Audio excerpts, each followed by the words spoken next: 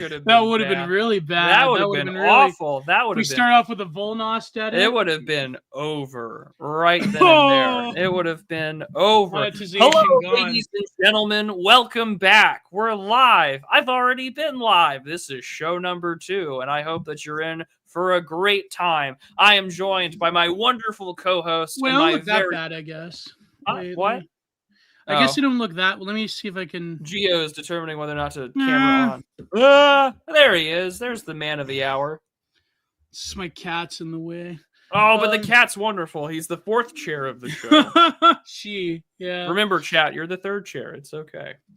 Oh, yes, I know, Shawnee Mac. I was late, but Oren had the super chats, and I always usually stay on for the end. I'm always thankful to be on Oren's channel. We talked about product and consumer brand nationalism. If there was ever a time to talk about neoliberal kitsch, it was definitely that episode. Yeah. So, yeah. Gio, how have you been, man? All right. Pretty busy, but, as always. Yeah, I guess. But I gotta, St. Patrick's Day is coming up, and, that's important for my GF, so... Oh, that's good. But no, I've been trying to, get this at least like 2 of the 6 paintings for the Zarathustra series before May when the gallery opens. So it's been quite to balance everything out. So that's exciting. Yeah, I've been lagging with the podcast, but yeah, I've been uploading a bunch of the backlog onto mine because a guy had called me out for it. So it's on its way. Most of the backlog has been uploaded now. So as soon as my Libsyn stuff updates when it carries over the next month, we should be all caught up then. But life is pretty good in that respect. So I really have no complaints whatsoever. Life is good. Life is good. Yeah. You had a work thing today before you were streaming? I did. I was on the road this morning dealing with some state legislators and had to sit in on a conversation and meeting, which is always fun. I like what I do for a living. The benefits are great. Paycheck, not so much, but hey, that's government work for you. Mm-hmm. But that's life, and that's good. And you really can't complain at all whatsoever. So other than that, I'm totally fine. I've been blasting away, getting a lot of writing done. I'm trying to make this pivot towards like film and cultural commentary. We'll see how well that goes. I saw my friend yesterday. This is the same friend who was like, "Hey, let's go to the movies," which I normally don't do. And I just told him, I said, man, I said, I really can't stand that you dragged me to that, but at least my viewers got something out of it. So Prudentialist.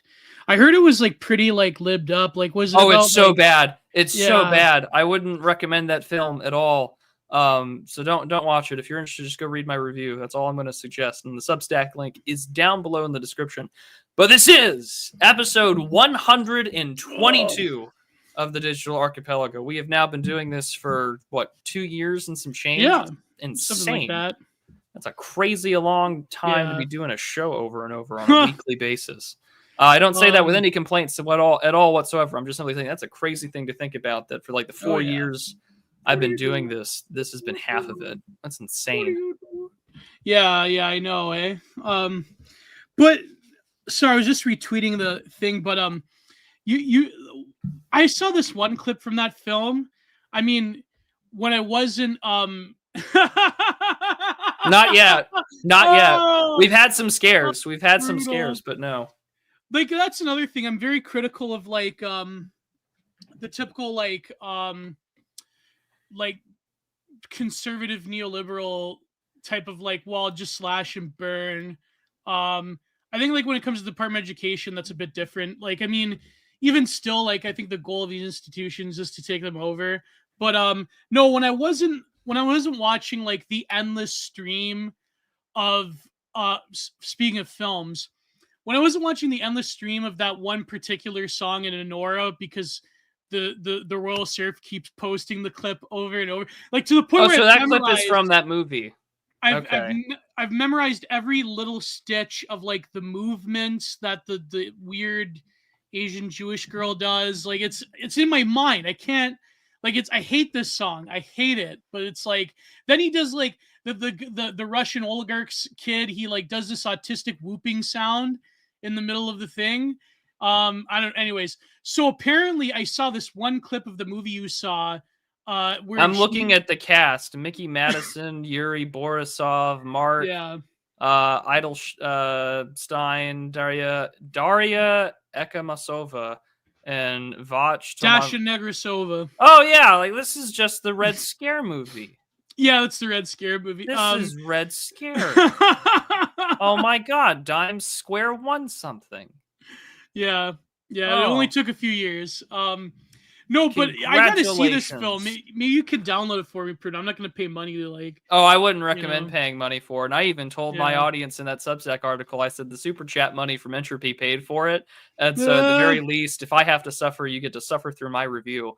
No, I mean, wouldn't recommend it. I saw this one clip Prud, where it's like he's like worshiping his black girlfriend or something. Like it's so bad. It's so bad. And where I'm sitting there in an empty movie theater, and my friend, who keep in mind used to be on Twitter, used to be a poster, used to do the podcasting gig. I mean, he's in law school now, and it's just like I looked at him and I was like, dude, what the are we doing here? Like this is awful, just awful. I had no words to describe my disappointment. And I saw him yesterday, and he's like, "Well, Matt." I said, "The more I think about that movie, the more I like it."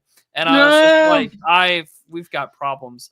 So no, this is really the line that I think that you should take away from this film is, unlike Parasite, where you could walk away from the movie knowing that poor people are generally evil, Mickey 17 leaves you walking away knowing that if you embrace your inner soy jack, you'll find, much to your horror, Naomi Ackie attractive. Oh my god.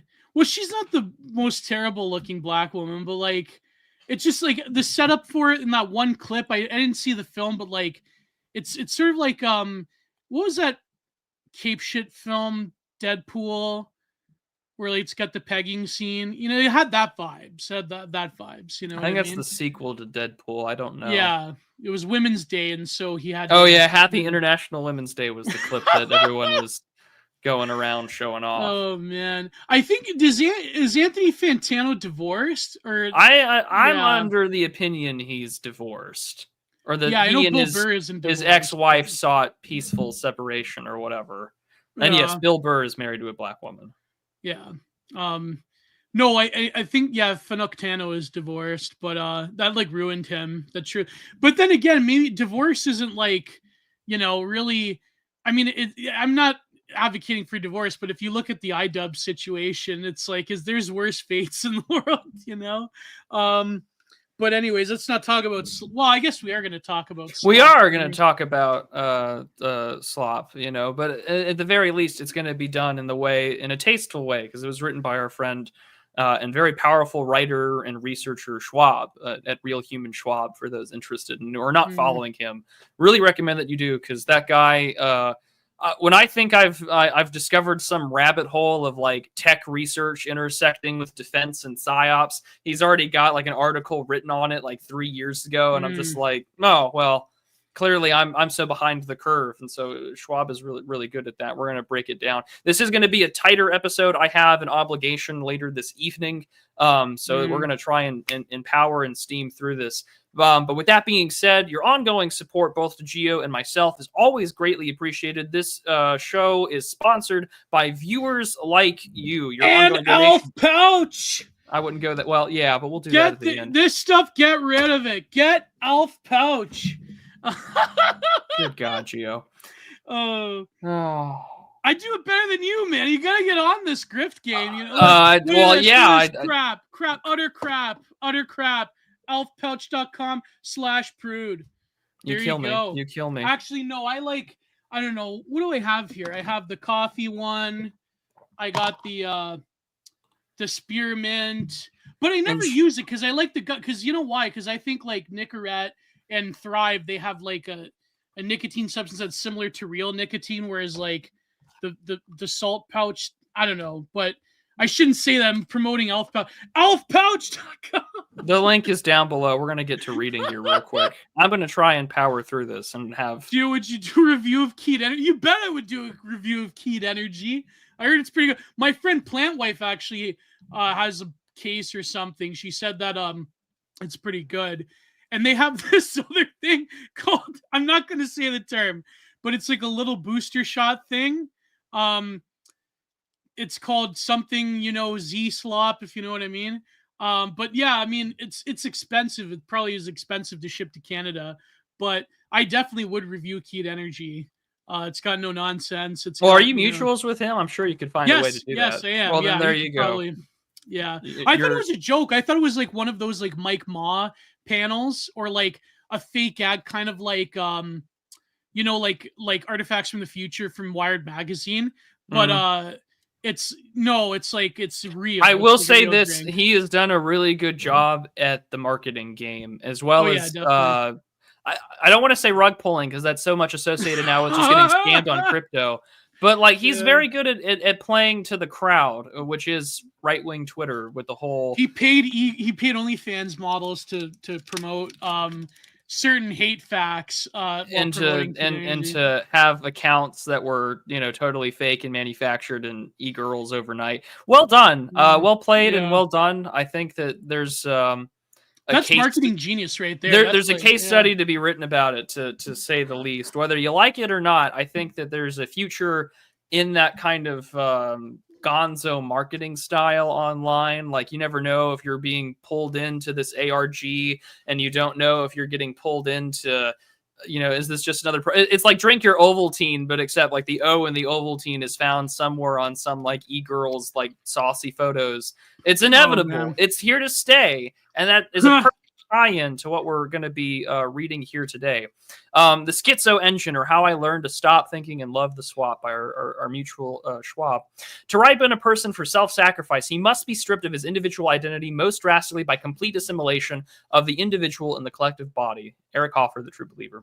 After Russia, 2 years of state-mandated house arrest, a war in Europe, a war in the Middle East, QAnon, Blue Anon, the transgender industrial complex, and other interminable American election cycle, consensus reality has finally collapsed. Existing online in the current year without being exposed to multiple competing variants of mass formation psychosis is impossible. Every discourse point is simultaneously flattened and hyperbolic. Truth has been replaced by frenzied rhetorical escalation of automata clamoring for relevance in an increasingly unconscious void. Ooh, I already like the language. But I do agree so far. I mean, just in the sense that I've always said that this place is simultaneously a drug that we consume, but it's also like a plane of existence. We're all screaming into the void. We just want to be heard by somebody. Yeah.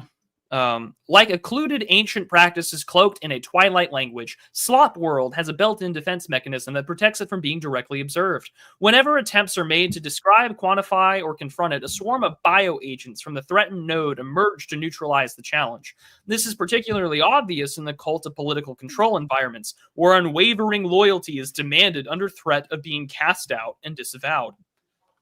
Boy, that's like every cult of personality in politics. Yeah.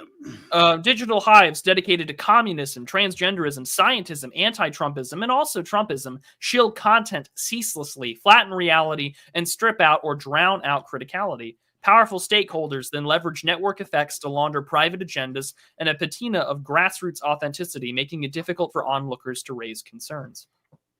Well, this is a very woke article, so that's why I've donned the kufi now. So it's anyways, the old internet. I grew up in the internet. The statement used to evoke a specific cultural and aesthetic meaning. Visions of GeoCity blogs, spirited arguments on image boards, crude messaging apps, primitive websites hovering spectrally between fantasy and reality. Raucous gaming lobbies in the middle of the night. Oh, I remember those at Call of Duty, could say certain words. But there were destinations, places once occupied an exclusive and self-conscious way of being. There was an intentional aspect to online interaction because going online demanded manual navigation, which is very true. Like, if you remember, there's still like old websites that exist from Web 1.1. But if you remember Nobody TM's website, how it had a lot of Easter eggs that you could click on and it would jettison you to a different audio-visual port. It's like there's no magic in like social media anymore because everything's like designed to be on the surface. The UI has to be maximum user interface all the time. Like, for example, even if Twitter did something like, if they had like a video function, like, you can go to media or like highlights. If you had like a video function, like where you could put all your video, then that could compete with YouTube. I don't know why Musk didn't do that, but the image boards, the crude messaging apps, GeoCities, I think there is an archive as well of GeoCities. There's archives of GeoCities, yeah. Yeah. As the Internet of Things eroded the boundaries between virtual and physical space, and electric gadgets became ubiquitous in the organization of daily life, new generations ceased to claim they grew up online. Online has become inescapable and pervasive. Yeah, there's no it's like it's so reified that it's like everybody. Well, there's no offline and online anymore. Yeah. They're simultaneously the same. And like, unless you live a deliberately shut off existence, it's not there. And I mean, you can go to any. Well, there are some grocery stores where you're just not going to see it. But I mean, like a lot of grocery stores in America, like you will see the iPad baby. There is no like the kid finally got old enough to be trusted with the computer. No, the computer is mandated for you to have even for elementary school kids. Yeah. That's like my cousins are all Gen Xers and a lot of them have kids and it's like the school gives them iPads. It's like, oh my God. Well, to the parents in the audience, because I'm 29 years old. Like I have no idea anymore about public schooling or anything like that. But is computer lab a thing where like they teach the basics on how to type and everything like that? Because I mean that was a thing. Apparently every class is computer lab now. Well, I'm sure, every class is computer lab. But I mean, at some point, like these kids have to know, or am I just so completely out of touch that nowadays like they're just raised and it's almost instinctual, which wouldn't really surprise me in the slightest. I just remember that. Growing up, and I'm sure it was the same for you, Gio, that like computers were still beginning their ubiquitousness, and there was still, a computer laboratory in the same way that my parents would learn how to type and learn how to write on early computers or on typewriters and the rest. Like that is all gone. Yeah. Now it's just ubiquity. But I just screwed around and I should have paid way more attention. I would have been like a tech nerd because like when like every leaf knows this, right? You went to computer lab. You played cross-country Canada, or you played that pirate game where you bought nothing but rum and all of the crew died within like a week of the trip. Yeah, man, that was computer lab for me. But no, nowadays it's like, you know what they have, Prude? My cousin was telling me this. They have this app that the teachers use as well, where they upload all of their grades and it's like you can like track your kid's cell phone and you could track them as they go to each class and you could like get real-time percentages of their grades. And I'm like, wow, this is like Michel Foucault's nightmare. like I remember there being like a student portal or a parent portal where like the parents could clock in and see when the grades got uploaded. And for me, that was way later. It was still paper when I was a kid. Yeah. I mean, it was paper, and then it was eventually computers and email and things like that on a website. Now, if it's on an app and you can track, like that's.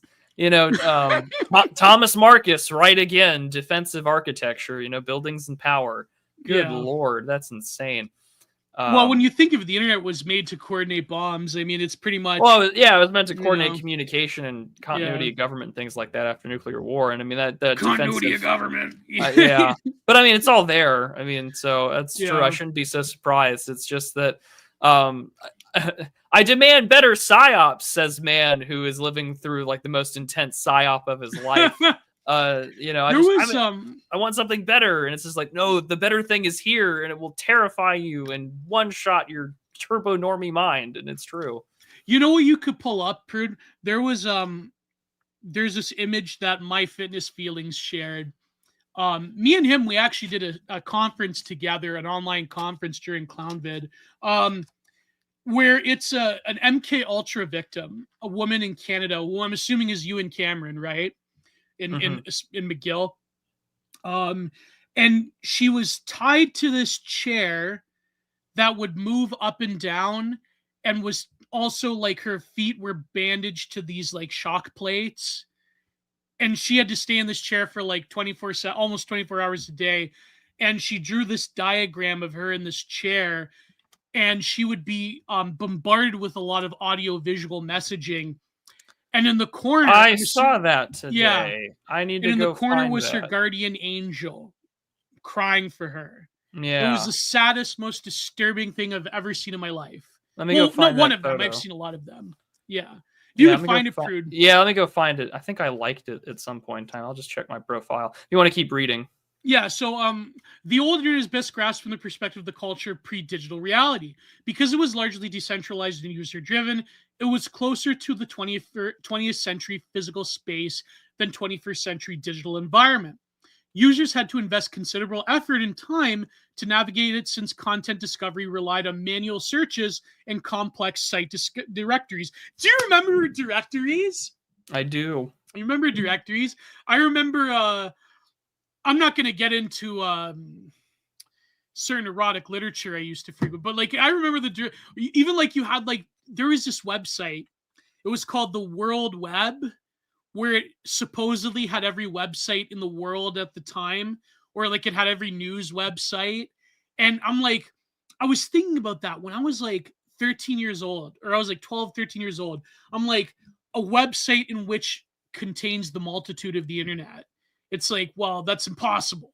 But then as time goes on, I mean, I guess you could say Google is like that, but Google really is a search engine has a different metric than a directory. A directory has, I mean, Google, like search engines have curation as well. Don't get me wrong, right? Don't be naive about it.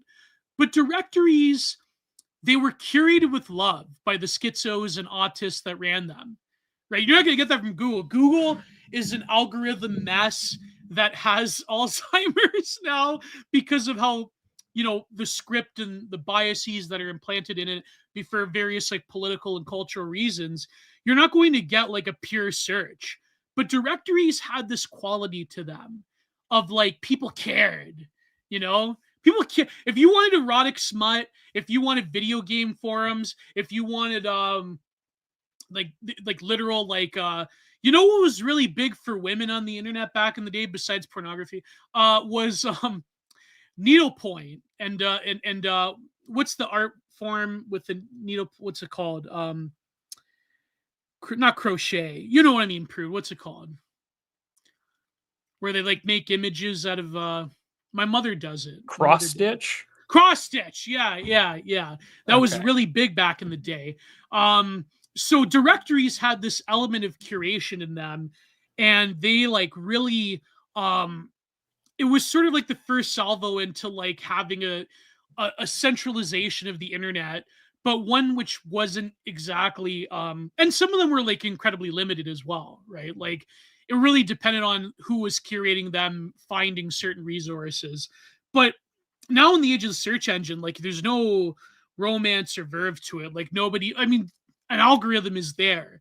People are certainly there at Google, but like nobody is there in the sense of giving you, as a fan or as a person who is intimate with a certain community that knows what people want. Like there's none of that. You know what I mean? Like, I mean, I guess the algorithm, the AI can do it now, but like the AI just maximizes what's already there. The AI doesn't challenge, maybe one day it will, but like the AI does not challenge your like perception of things.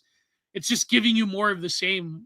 It's like, oh, you like this, then you'll like that. But yeah, and there was a conversation I was part of in another group chat, and again, so much of this is like group chat mediated versus like your own individual discovery. It's all been we've recreated the intermediary for communication and ideas. Like our parents might have had Dan Rather or Tom Brokaw or whatever, but now it's like, well, what does the group chat think about this? What does that one particular social media personality say about this that I follow, or what are my mutuals saying about this? And in turn, it becomes just the filter in which like the popular opinion or the correct opinion, quote unquote, is put out for all to see and to hear and to like. And that's not going away anytime soon. If anything, that's going to be the way in which this stays, because as we covered on an episode like probably a year ago at this point, which was like that, I think it was in some article. I don't remember even where that article was. I'd have to find it.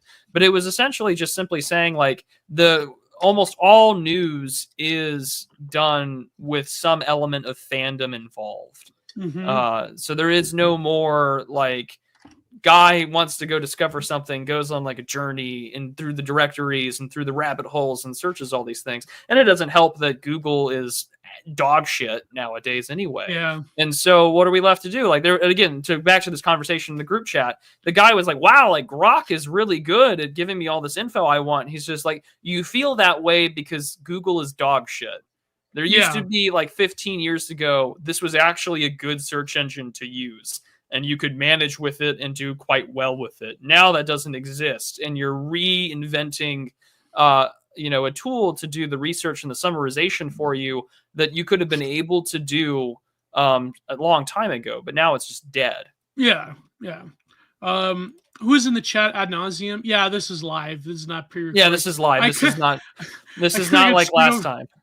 Yeah, I kind of got screwed over in Superchats, but but anyways, but I was gonna say about curation. There was this article that Boris Groys wrote once about the nature of curation, and it reminded me of something that Matthew the Stout tweeted once. I think he's taking a Twitter break till April. He tweeted once, I remember, he goes, back in the day, if you're a millennial, a young man being granted his first PC, a sensitive young man, his first personal computer, it was sort of like a horse that you trained and you rode on, and it could take you to different possibilities, and it fueled your creativity, and it fueled like what you would later become in life. Like, I mean, when you really think about it, all of us that are here, the paths could have been different. Like, there could have been just based on certain personality traits. Like, for example, I could have been like an irony leftist. I could have been like Garbage Ape if like certain things were to have like twerked here and there, like. So I think like the path of going on your first personal computer, traveling in the internet, finding out what you like, it's sort of like, I don't know, is that romanticism gone? Like, it's just, I guess because people are so immersed in it, like you do have like literal iPad babies, that it's like that moment of recognition of the online consciousness is no longer there. It's just, it is present, it is ready to hand all the time, right? It's just always eternally present. And there's no disruption, there's no break that makes you aware of it as a algorithmic tool, right? To use Heideggerian metaphor. But anyways, the archipelago of small. He said the word. He said the word. The archipelago. You know what's funny? I discovered that Family Guy is actually funny when you view it as a clip channel, not because I hated Family Guy back in the day. But if you view it as a clip channel and not like as an episodic thing, it's actually pretty good. But anyways, Here you go. archipelago. Here's there the you go. This is the image. This is the image that My Fitness Feelings was posted, and like, to me, that's like one of the saddest things I've ever seen in my life. So this was from the MKUltra experiments that the American government was giving Ewan Cameron in Montreal money to, I believe, of the tune of like 20 grand a year or something like that. But he also conducted his own independent experiments, and he had other colleagues around the world that were doing similar things, both on the books and off the books. So here goes, a drawing from a Canadian mind control victim who programmed on a mechanical chair.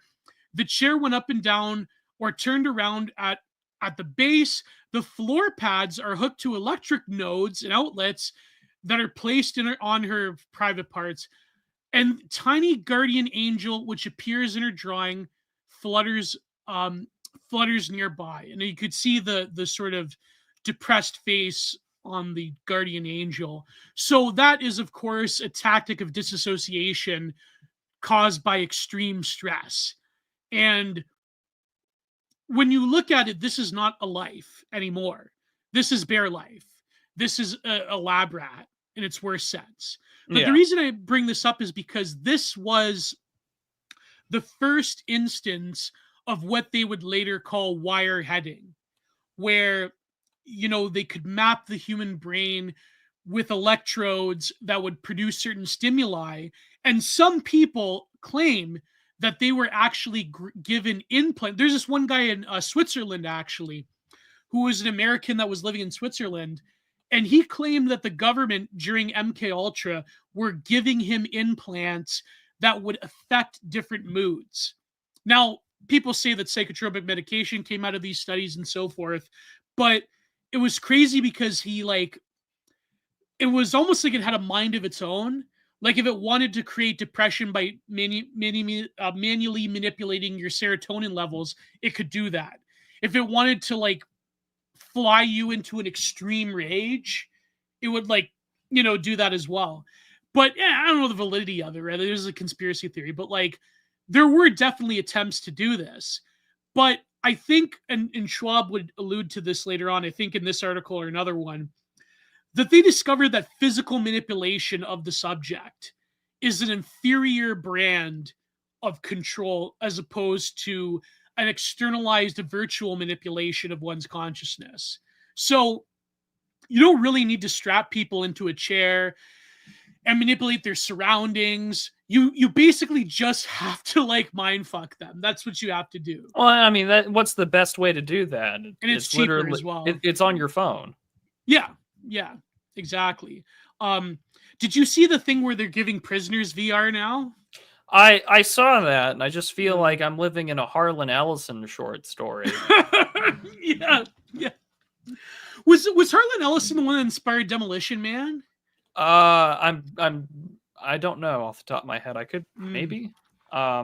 He's best known for I Have No Mouth and I Must Scream. Oh, that's right. Yeah. And no, it's reference to Demolition Man references like everything from Brave New World and H.G. Wells. Yeah.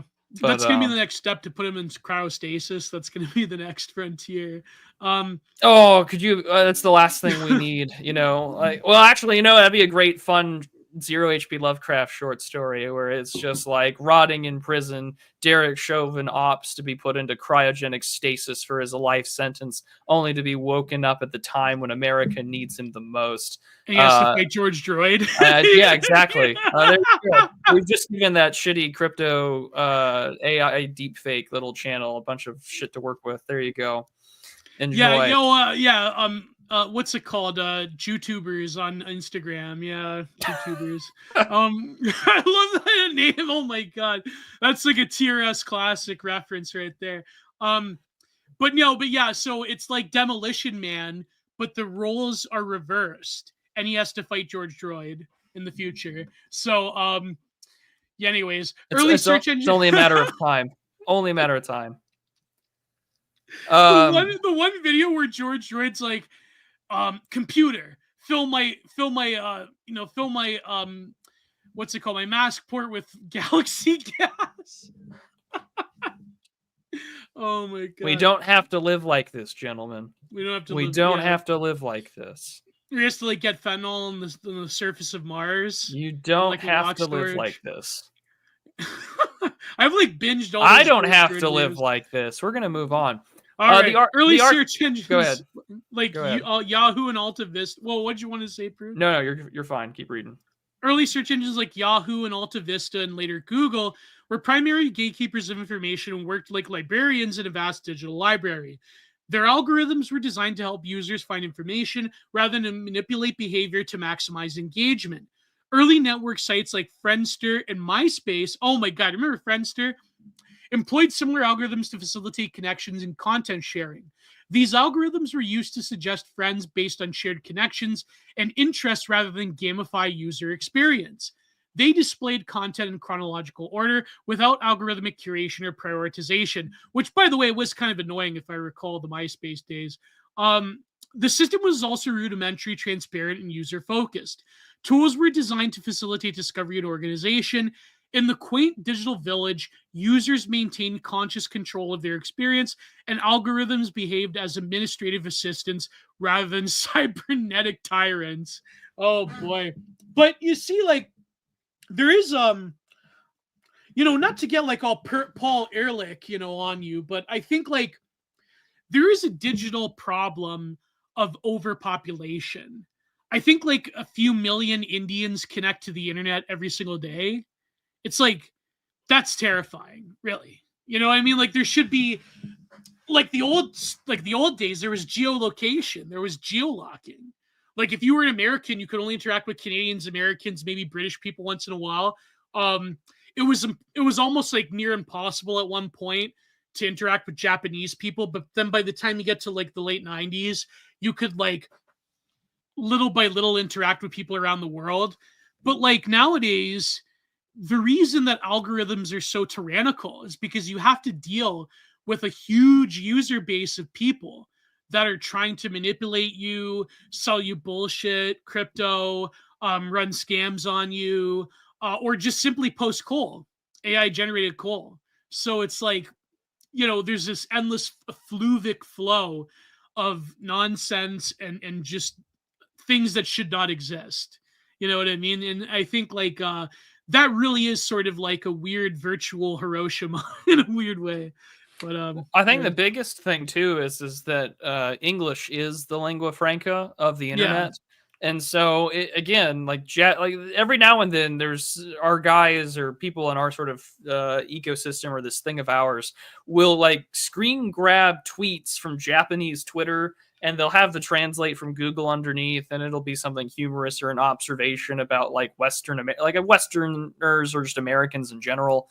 And it's always entertaining because like that is a very heavily closed off, secluded place because there are not a lot of Japanese speakers in the world.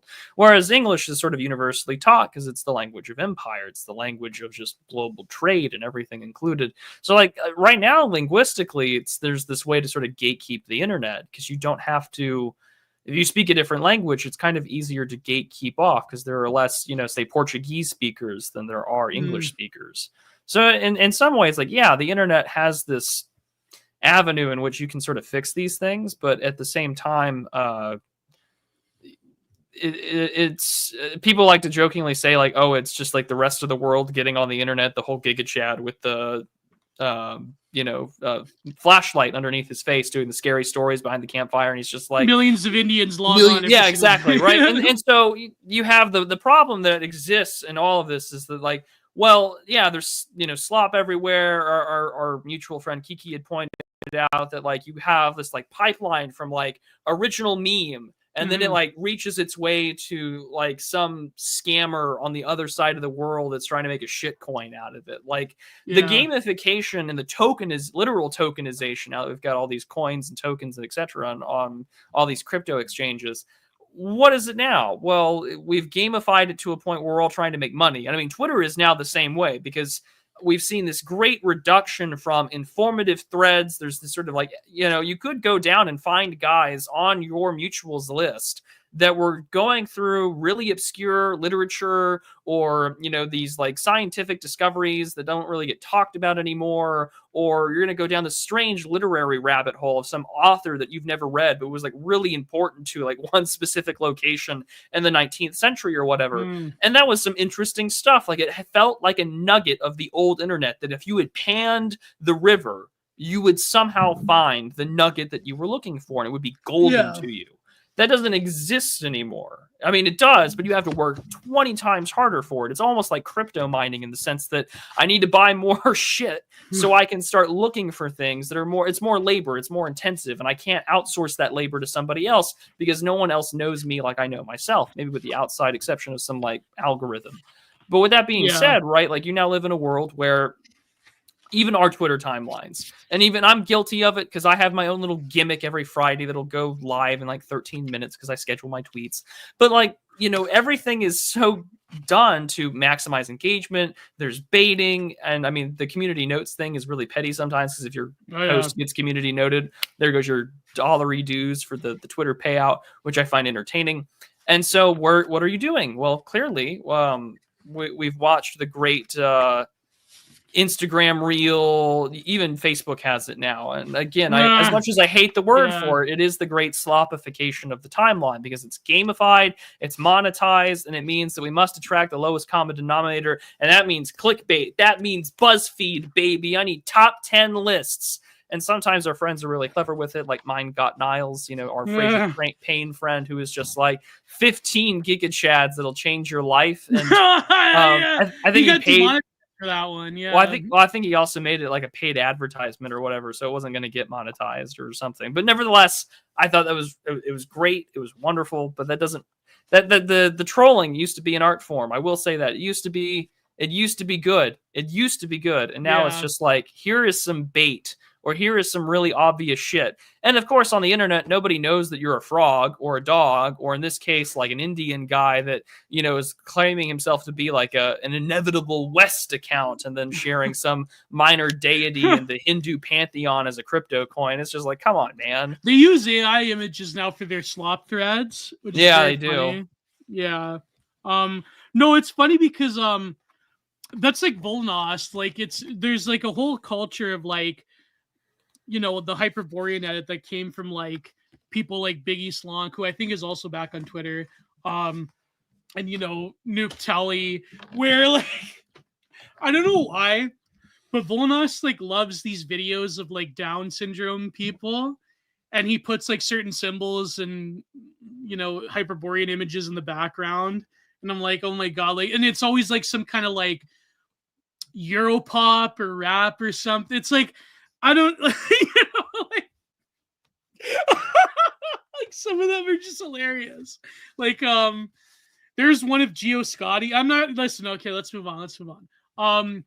So no, but it's very interesting how I think like there is becoming. Well, we'll talk about Slop later. So let's get through this first. I'll keep reading now. Evolution. Mass surveillance has been traditionally resisted, sometimes violently, by the American people in defense of privacy and civil liberties. But the psychological shift generated by the spectacular atrocities on September 11th, 2001 changed everything. Suddenly, Americans were prepared to acquiesce to the accelerated development and the imposition of mass surveillance apparatus that parts of the intelligence community had been working to unleash for several decades. To service the needs of this faction, the digital environment was reprogrammed through behavioral psychology. The Patriot Act mandated the development of methods to produce data-driven psychological profiles of individual users to identify potential terrorists. The result was this construction of a one-way mirror facilitating behavioral analysis and subsequently behavioral modification. The military, intelligence, state, and its corporate allies essentially colonized the internet and changed its principles of operations to facilitate consolidation of control. Strategies designed to maximize the use of behavioral data began to proliferate. The DoD allocated billions of dollars to DARPA projects, which then contracted partners from academia and the private sector to optimize data collection methodologies. The maximization of user engagement is the foundation of all subsequent situational modeling. The objective became to keep users engaged in feeding data into various interfaces as consistently as possible. The administrative algorithms of the old internet were gradually replaced by more invasive cybernetic systems. Quote, with algorithmic amplification accelerating the proliferation of emotionally exploitative clickbait, homogenization began to set across the digital landscape. By the end of the decade, recommendation algorithms based on user profiling were mandatory components of site infrastructure necessitated by the financial imperative to maximize ad revenue. That's true.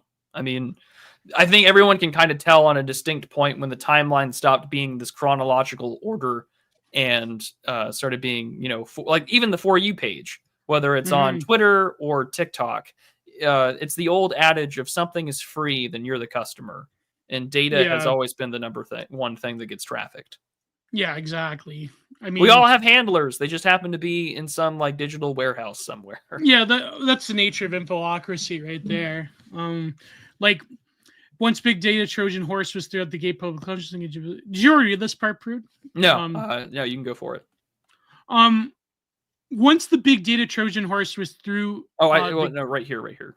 Oh, yeah, the campaign normalized the use of data harvesting, switched back and forth between the narrative that it was a matter of national security to stop terrorists and a benign technique employed by retailers to provide helpful recommendations. Targeted data collection was initially introduced as a feature of e-commerce companies like Amazon, eBay, to recommend interesting products to customers based on their past purchases. Although some people may have been irritated by having their personal information used for marketing, they did not perceive it as an existential threat to their privacy, agency, or cognitive security. Both Amazon and eBay, of course, have subsequently been revealed to have developed extensive ties to the intelligence community through their corporate leadership of major contracts. And you could see this everywhere. Like, I mean, there is a connection between like user interfaces, collecting data, various like trends in like memes and online culture, and ultimately politics and certain certain like political events of recent years have also been like integral to exposing this relationship. Like, I mean, look at like, for example, like the forced memes that your average like Nothoid uses, like, or like today I saw this like there's like a weird, I think, like online cultural lag or delay in various parts of the world. There was like some Polish account that was replying to Radio Genoa. It's on my Telegram, telegram.com/Genre Productions, where he had like he was like calling for like the genocide of like all Russian people, of course, right? As Polish people do. Like he had a gamer head yes from like 2016, the original gamer head. And I'm like, that's crazy. That's like, like people have moved on. People if you're still using like the original gamer head yes, it's like, I don't know, there's like this weird cultural delay that people have. I guess like it's the same with us in Japan, or well, it used to be anyways in the early internet.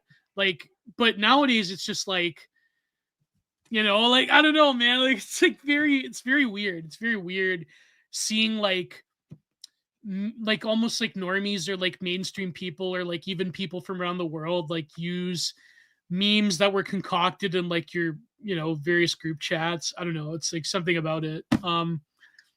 But yeah. Well, and also it's harder these days to track where specifically a meme originates from. I mean, this is sort of the hybridization of our lexical reading culture. Like we used to be a very literary society, and now we've kind of regressed, wherein everything is primarily audio visual. I mean, even this show, right? Like we could be talking about what Schwab is saying in like essays or commentaries or writings, but instead we're doing it live on a show. One, because it's monetizable. Two, it's gamified. Three, it's easier to do that than to do actual research and prepare, and we can just give ad hoc commentary because it's a live stream. As our friend Dave Green would say, there's never a complete thought on a live stream.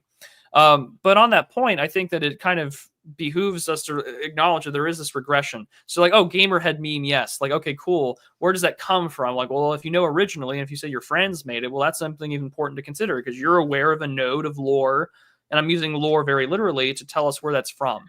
Because now you have like the, know your meme or the what's the YouTube channel like Center for Meme Culture or whatever that explains why these things are popular for what they are, the meme and everything that's included about it.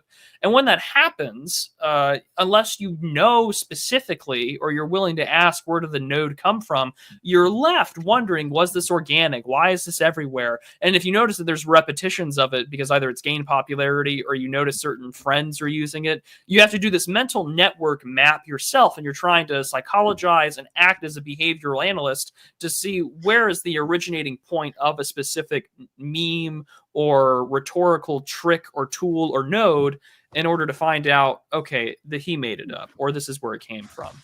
And so I was asking yesterday because I didn't watch the whole Trump Elon Musk with the red Tesla thing in front of the White House. I didn't see that. And so I was wondering all day when I was like, because I'm not really on my phone very much. I try and limit my screen time to when I'm on my computer. What does everything computer means? Yeah, I literally asked. I said, well, who the hell started this meme? And I asked this in a chat that Schwab is in. And I was just like, so who the hell started it this time? And some guy had replied, he's like, oh, Donald Trump did. And I was like, oh. I had egg on my face for a moment because like I didn't watch the whole Elon thing. Like, wow, everything's computer. And I'm like, I saw like 50 different people on my mutuals list be like, wow, everything's computer. And it was all these dumb memes. And I was like, I'm getting a little tired of it. But that's the feeling of not being in on the joke. Or right? the like, GD Vance edits, yeah. Yeah, I kind of got tired of that really quick. It was I was good. Well, that's like I heard the other day. I heard like on some show or whatever. I think my parents were watching it, and it's like they use the phrase humiliation ritual, and I'm like, who invented that? Does the writer of this like, whatever, or like news organization, do they like know that it came from Borzoi and TRS that wrote this article in the American Sun called On Humiliation Rituals?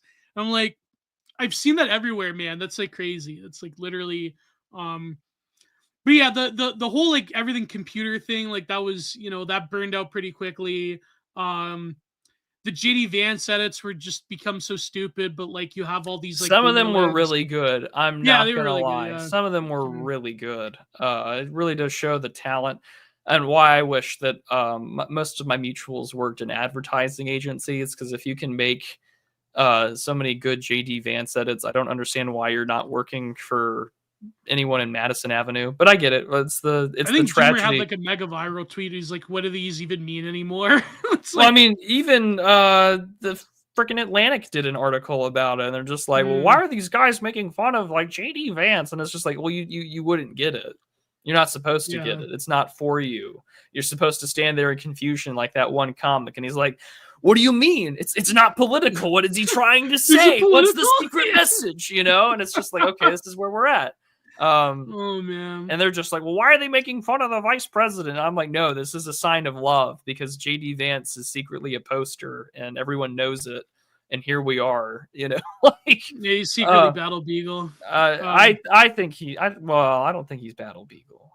I like that who was it that posted it today? It was like, choose your vice president, and it was like Battle Beagle, Mein Gott Niles, John Winthrop. and I forgot who the fourth one was, but it was like, choose your vice president, and it's just like, see, they're trying their best to figure that out. I'm sure that they want to know who is who.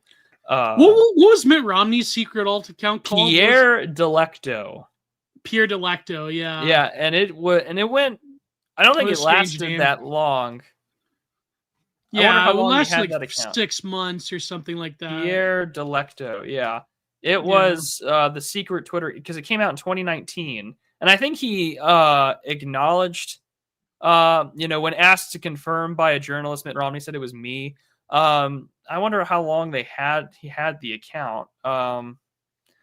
Let's see here. Yeah, since January 2019, he was served as the U.S. junior senator from Utah.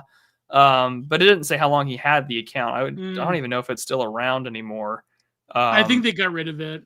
Yeah. Yeah, probably. I would love to know how long the account was alive. I might just have to do a background. Yeah, these posts. No, joined July 2011. These posts are protected. Well, I'd imagine they would be. So allegedly, he's had that since 2011, right before he ran, or when he was running for president for the 2012 election.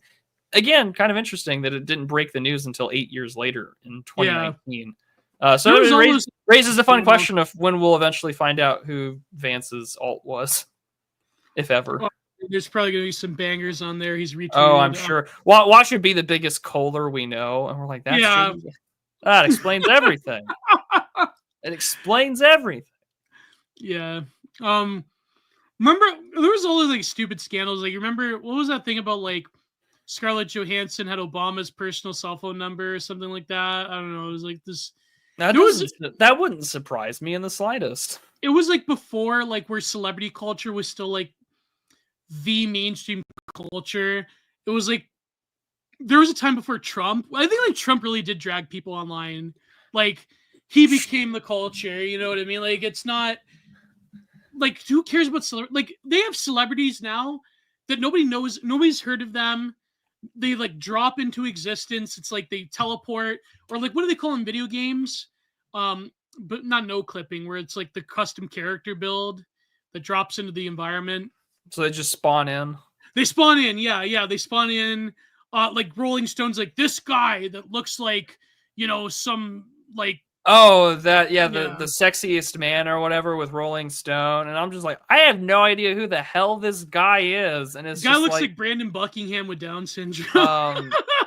Yeah, who do they call? They named John Krasinski the year before or whatever. But he did this stupid song that it's always on every YouTube short. It's like again, I don't know. I'm not familiar or anything, because again, like you and I have completely. We've migrated specifically towards our culture being a niche ecosystem that, I mean, it reverberates around the national discourse of politics, but like it is an explicitly political one. Whereas, and I mean, it's cultural, or it can be, and we have the potential to. I mean, there's the lit scene, there's artists, etc. But like the Trump era did usher in where we all have to be online, engaging in this like digital pachinko machine where like one day someone can do it. And even today, someone had posted about how revolutionary, like, you know, I say that in quotes, like the whole X format is. Like, you can be a shit poster for 6 months and garner a huge international audience. I mean, we're mutuals with some of those people. Like Fisher King just kind of started out and he's been posting for years now, and he's got like over 100,000 followers.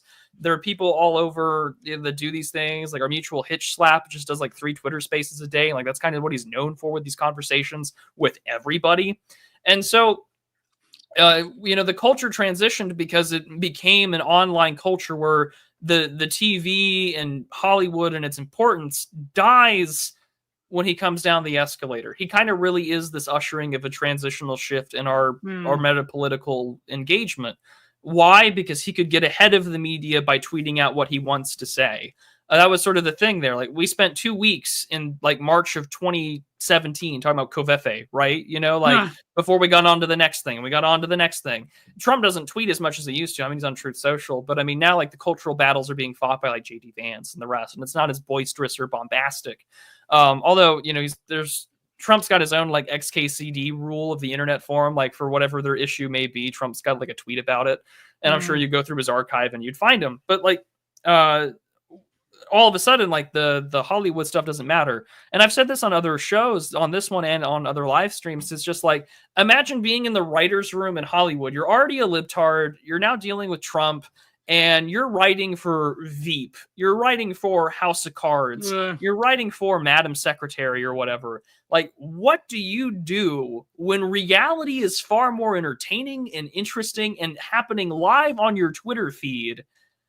And you have to write a fictional version of that or a fictional story of that. You can't. Like, Trump gets into office, those shows go to shit, like, so fast. Does Veep still exist? No, it ended. I'm pretty sure it ended. Yeah. And that's just sort of the way that it is, and that's sort of the way it's going to be for quite some time. And we're not going to see that disappear. And Twitter with Elon Musk and everything else, like now we're engaged in this scrying mirror, and that's all that it is that we engage in a little black screen, and we're all John D, and we're all communicating with angels and demons and God knows what else, hoping somehow we can make it big, and one day that the machine will land right on our profile and we will have the viral tweet that does it, and we will make it big, because that's what we hope for. But at the same time, as we do this, we are being watched by unseen watchers and archons and God knows what else, because we live in this sort of like Gnostic hellscape of information, because the internet is all about trying to find information and perceive the hidden truths, the hidden and secret things of thy wisdom, reveal it unto me. And that way I can shitpost someone on Twitter with my like elaborate racist knowledge about some specific incident like 500 years ago. And that's where we've become. And if you make it big enough of a splash, then people will be invested in like finding out who you are. Like that's just correct. And they will go after you. And they will go after you.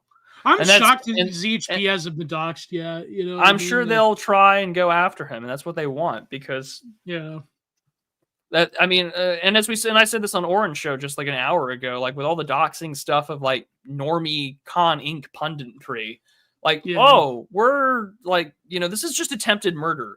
All these things to do it are attempted murder. If you can't shut them out with a ratio or a mass report, then, you know, liberals have taken to the Sam Hyde style of politics. We're just gonna kill him. And they're endorsed by the state to do so. Well, you know, as much as like you could like criticize Elon for doing stuff, like they're really like jazzed up on like firebombing Tesla dealerships. Like I saw this one post where they were complaining about like freedom of speech in America, and it was like this cartoon. Of course, political cartoons are all cool. Where it's like, you know, the Statue of Liberty's bombing a Tesla, or like putting the flame to the Tesla building. But it's like, okay, like barring your hatred of Elon Musk or any political thing or whatever, it's like firebombing a building with intent to harm, that is like a 10 to 20 year criminal offense in America.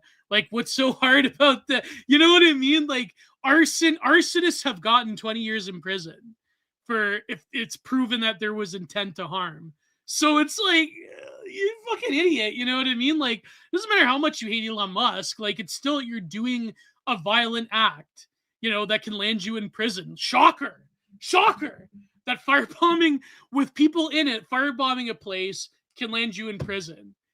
So yeah, it's very Yeah, people are crazy. and I hope that they go. I'm not the after biggest them. Elon Musk fan either, but it's like I'm not a Musk fan either, but I want leftists in jail rotting away for the rest of their life. Like that's not. Yeah. You don't have to like Elon Musk to want like Yeah. imprisonment. No, in the but I fullest think like extent the tone deafness of like framing it as a freedom of speech issue when you're attempting to kill a Tesla dealer because of Elon Musk, and you think that it's like those fucking Weather Underground people that wanted to bomb the Pentagon, and they claim that they were like political prisoners, and then lo and behold, 20, 30 years later, 20 years later, they get all they pardoned become by poet laureates or tenure track positions. pardoned by Bill Clinton. Yeah, no, Yeah. it's ridiculous. Do you remember that one thing? This was the stupidest thing ever. But back in the day, I didn't have an audience to really like bellyache about this. Do you remember when Obama was asked about Bill Ayers in Congress or wherever it was, and he said that Bill Ayers, I was 9 years old when he tried to firebomb the Pentagon, but it's like, dude, it doesn't matter that you were 9 years old when he did it. You were 18, 19, 20, whatever years old when he was your professor.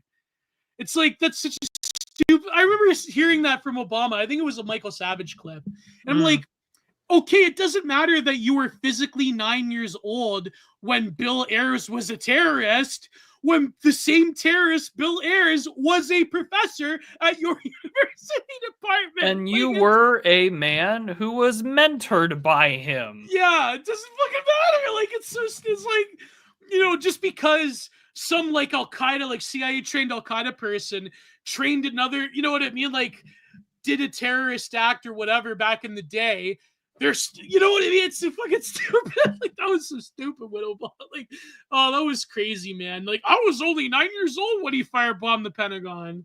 Like, it's like, that doesn't absolve you from fucking anything. Yeah, like, I don't know why Bill Ayers didn't get hauled off to a black site. You know what I mean? He had a lot of activist friends behind him. A man can dream.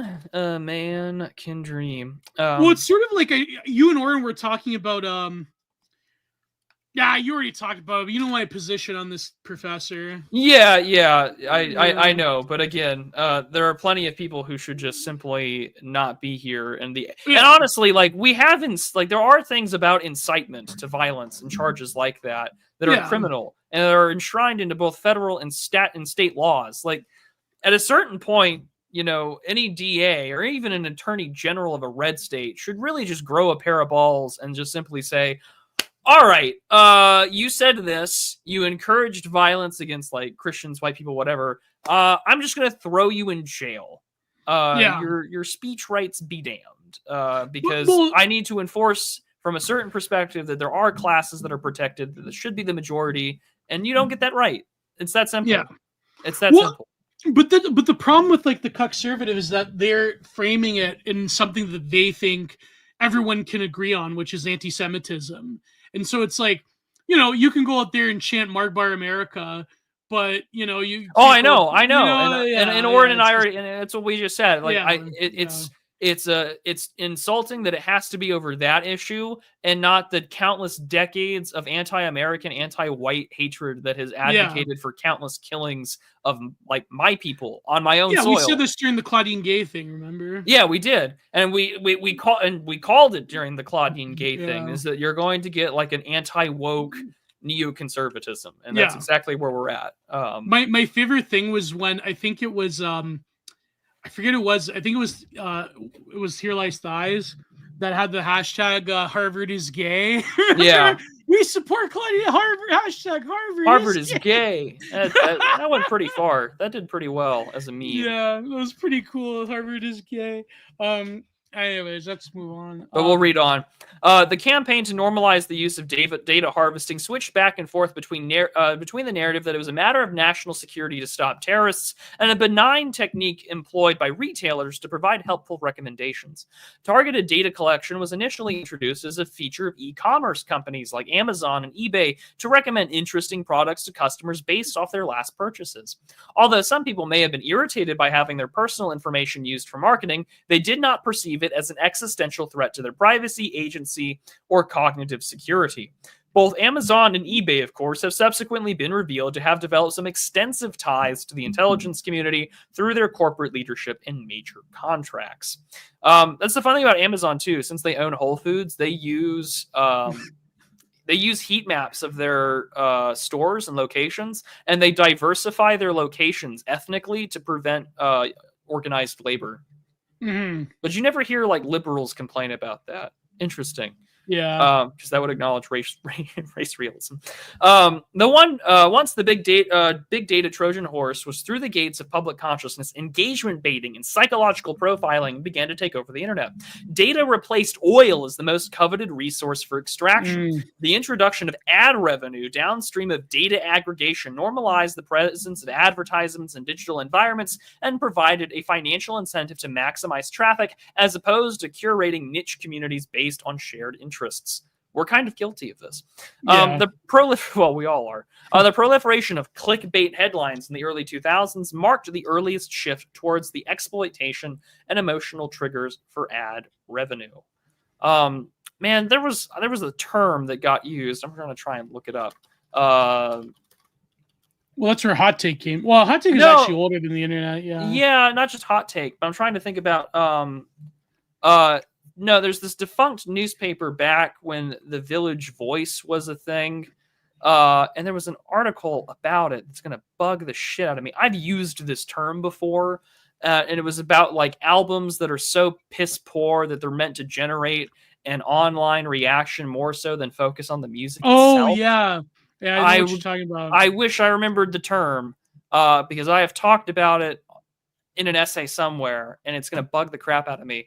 But that's what we do now. And I mean, Twitter, since its monetization, has become the same thing. Like the BuzzFeedification of your timeline and your For You page on whatever X.com. Cole can like get more eyeballs on. It's there. It's there. We are all shoveling coal. I'm like Dr. Jacoby in the 3rd season of Twin Peaks. You got to shovel through the shit if you want to make it big on the timeline. I just got to get your golden shovel and shovel through that shit, shovel through that coal, and you too can make it, make your dollars on X.com. What a terrible place to be. Well, I think like there's a debate like about the nature of like what you can refer to as slop. Like there is like it is like an apolitical term, although I would say that like there's a lot of irony cells, like I said this before, that are trying to like reappropriate the term slop to be like a right-wing thing, like like sort of like Joe Rogan American, or like what Earth Rabbit called like the TL conservative, the For You page conservative. There no doubt is like sort of like what would you say, like the libs of TikTok type of thing, where it's like rage bait. Like there is definitely like a reality to that. But then in terms of like in general, I mean, I think because we have an awareness of it, and because it's ever present in our daily life, because when you go online, it's always there. But in a way, like the unfortunate reality is that lowest common denominator stuff tends to be popular for a reason. It tends to be like easy for most people. So like if it wasn't for the time that we live in, if it wasn't for telecommunication technology, it would have still been like the most easily produced like celebrity gossip nonsense. Or even like before that, like, I mean, there was no like real perfect time of like, well, people did used to have higher pursuits or whatever. People did used to have a greater attention spans for more complex things. But at the end of the day, like, it seems to be a universal constant that like the lowest common denominator stuff will always rise to the top. That's just like a human reality. And I think like, therefore, just pointing it out isn't sufficient. It's more so, okay, why is it popular? What can cultivate a different type of subject that doesn't necessarily want this sort of like, intellectual or moral pablum that's being spoon-fed to them? And also, like, is there really a necessity to counteracting it, or is that just in itself like populist logic? Now, I know there's a necessity in the sense that if you have the sort of means of production when it comes to information and entertainment, then this is how the grand march institutions happened. And so therefore I understand the need to capture culture and media and information. But I think in terms of like the populist logic of like that logic does not go anywhere besides like, let's say, Daily Wire films. You know what I mean? Like, why can't we create our own Slop? It's like, well, why can't? It's because like, we reviewed your own Slop. It's not very Yeah. good. Yeah, it's not very good. But also, I think like that populist logic of trying to counteract the sort of forces of mass appeal and kitsch and very easily digestible information and propaganda. Like, at a certain point, you have to just accept the fact that most people are not going to care, because most people, not that they don't have like, well, I shouldn't say that a lot of people don't have the capacity for higher things, but like, I think like it's a wrong approach. There has to be a different approach rather than just like, okay, the Slop content, it's bad, it exists, and it's terrible, and it lowers people's expectations. It, turns everything into gruel, but at this hyper palatable gruel. But it's like, okay, that's fine. What are you going to do about it? Yeah. Apart from creating your own industries of slop. You know what I mean? Like, that's the harder question, is a non-populist one, which I think is, academic agents entirely correct about this, about like the pitfalls of populism. The harder questions are obviously, how can you cultivate an exclusive group or society or whatever that can actually sort of live on the parameters outside of like what is most popular.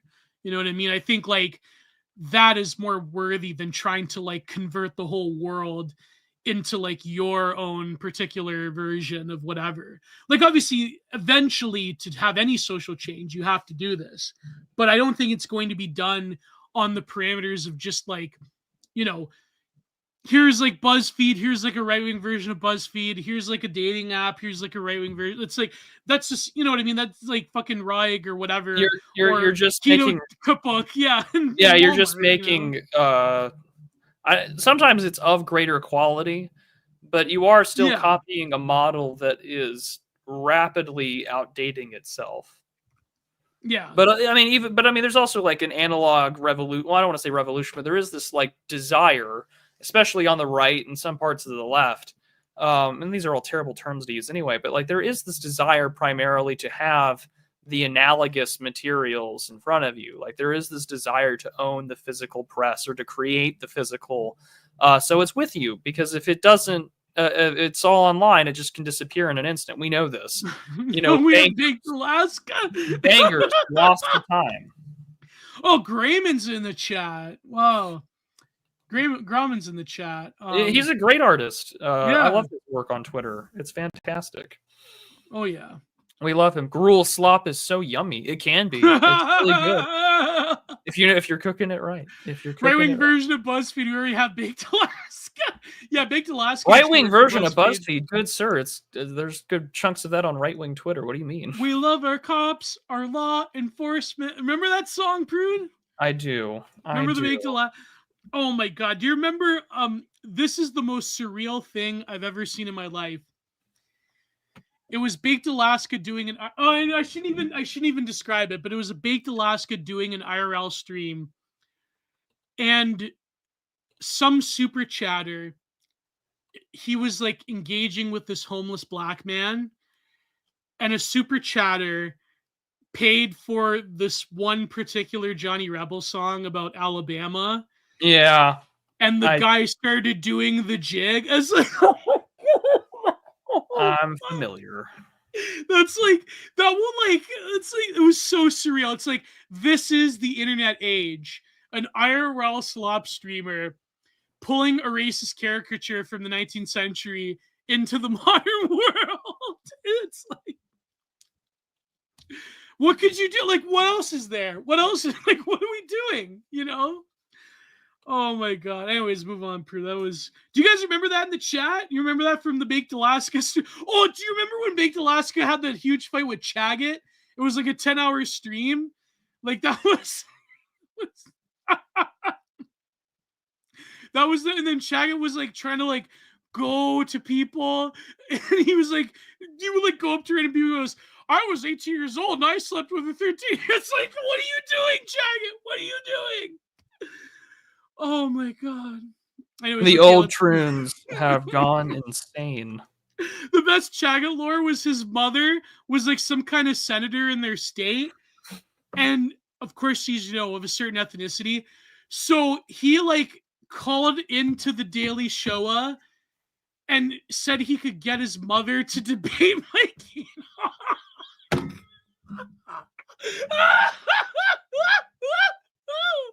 Oh, that was like, oh, that's primo content right there. That You know, was the year sometimes Baked things Alaska. should just be forgotten. Yeah, true. Things should just be forgotten. Lord have mercy. Oh, lol, the PFP cycling, my prude. Yep. Sometimes I don't want my face associated when you're talking about certain shows. But I denounce, yeah.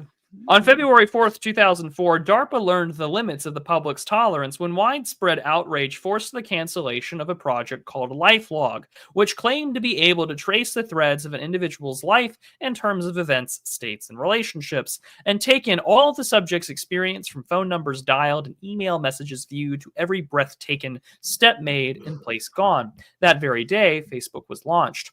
Facebook rapidly achieved dominance as the world's foremost social media platform. As the site grew, its newsfeed algorithm evolved from a chronological format into one gradually curating content based on engagement. I do remember this change. It was it was not as slow or gradual as one thinks.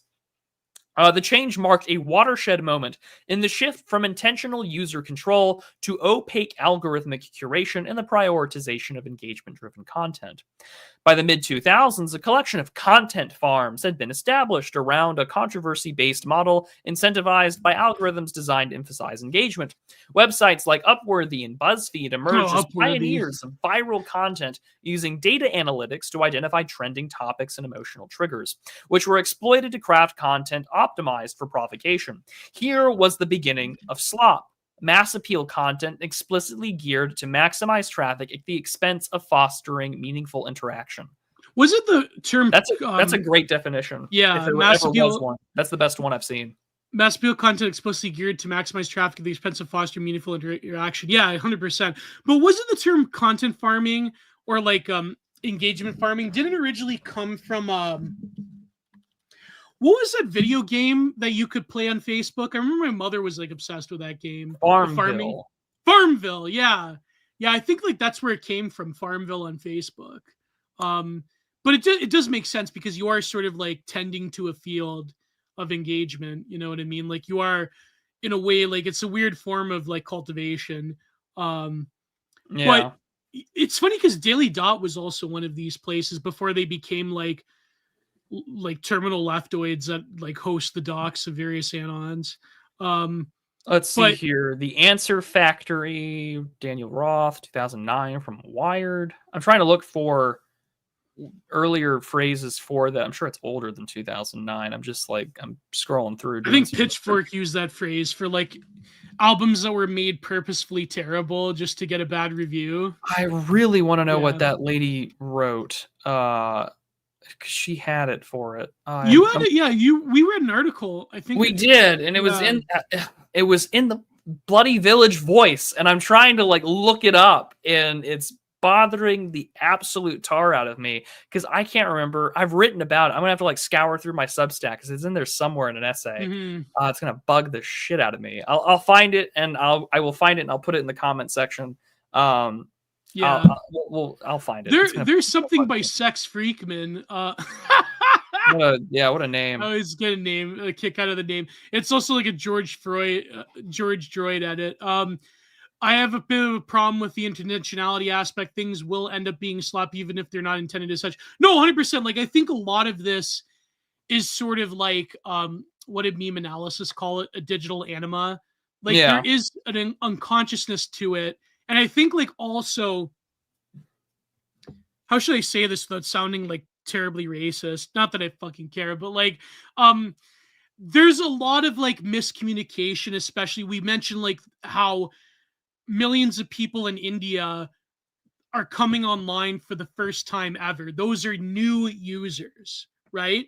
Yeah. So that's what's so terrifying about it. It's not like repeat users, new users logging on, having an ability to have a smartphone. India, like in India and Africa, the smartphone it's is a lot like everything. driving. Like in Yeah. countries where the car, I mean America especially, but like in Europe or in America or even in Canada, like where the car is a relatively ubiquitous thing. Yeah. You're used to it. You're used to driving on it. You're used to the infrastructure and maintaining the infrastructure of this. It is an ecosystem. It is an infrastructure you have to maintain.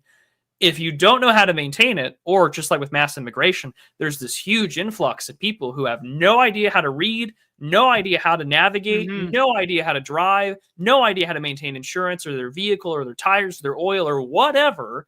The system falls apart, i.e. like welcome to Northern Ontario truck Northern driving. Ontario, Canadian truckers. The same thing happens in America with various people who should not be driving these large big rigs. And so now you have this vast majority of people who've maybe learned English through the internet.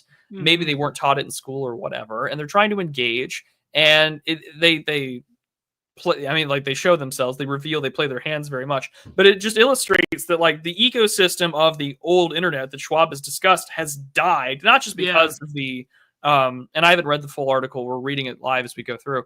I don't remember him mentioning this, but like you go through all of that there, and then not only is there this like state mandated data-driven apparatus for profiling, for content engagement, algorithmic boosting, engaging in exploitation of emotions to generate division and schism inside people and politics and whatever. But also, here is all this, for lack of a better term, excess biomass that overloads the system, and the ecosystem collapses. Yeah. And so, go ahead. But that's what I mean. Like, there is like people that don't have the same like cultural understanding, or even the same, like you were saying, language skills, that are proliferating content. Now you have like AI generated images.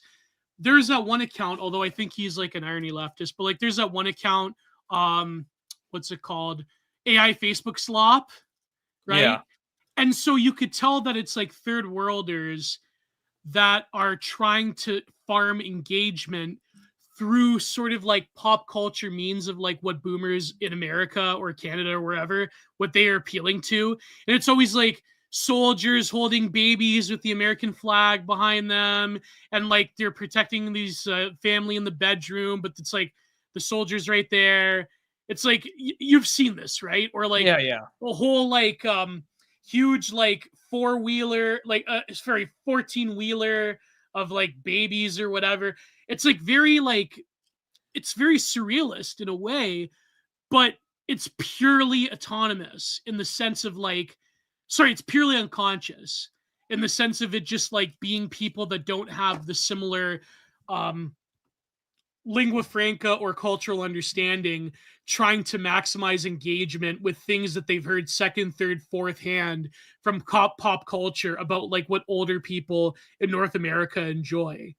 And so therefore it's not like as romantic as like say Art Brut or Outsider Art, where you have like these, Appalachian schizos or homeless people that are creating artwork, and they have this very unique style because they're not creating it as an art object. They're like have this obsessive vision. So therefore the stylization is always there, right? As I forget which essay writer about Art Brut wrote that.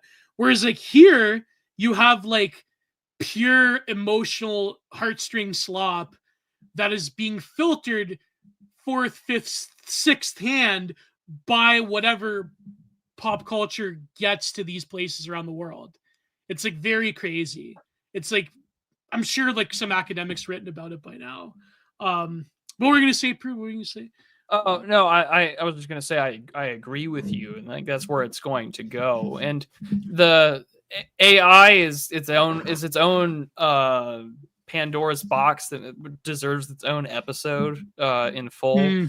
But like in this instance, like it's used as an amplifier for whatever you want, because the image is good as your prompting and as good as your inputs for what you want, which is really a reflection to some extent of like your own sort of id or your own like your subconscious or whatever. And so like we can create the most insane shit, and we kind of already saw this at like a couple of years ago now at this point, right before the election and all that jazz. Like I'm not here to debate validity. I'm not here to discuss anything about it, but like a lot of the claims that came after October 7th on both sides, there was a lot of doctored images, a lot of AI generated stuff, and a lot of images from previous conflicts in that region that had been regurgitated for a new audience.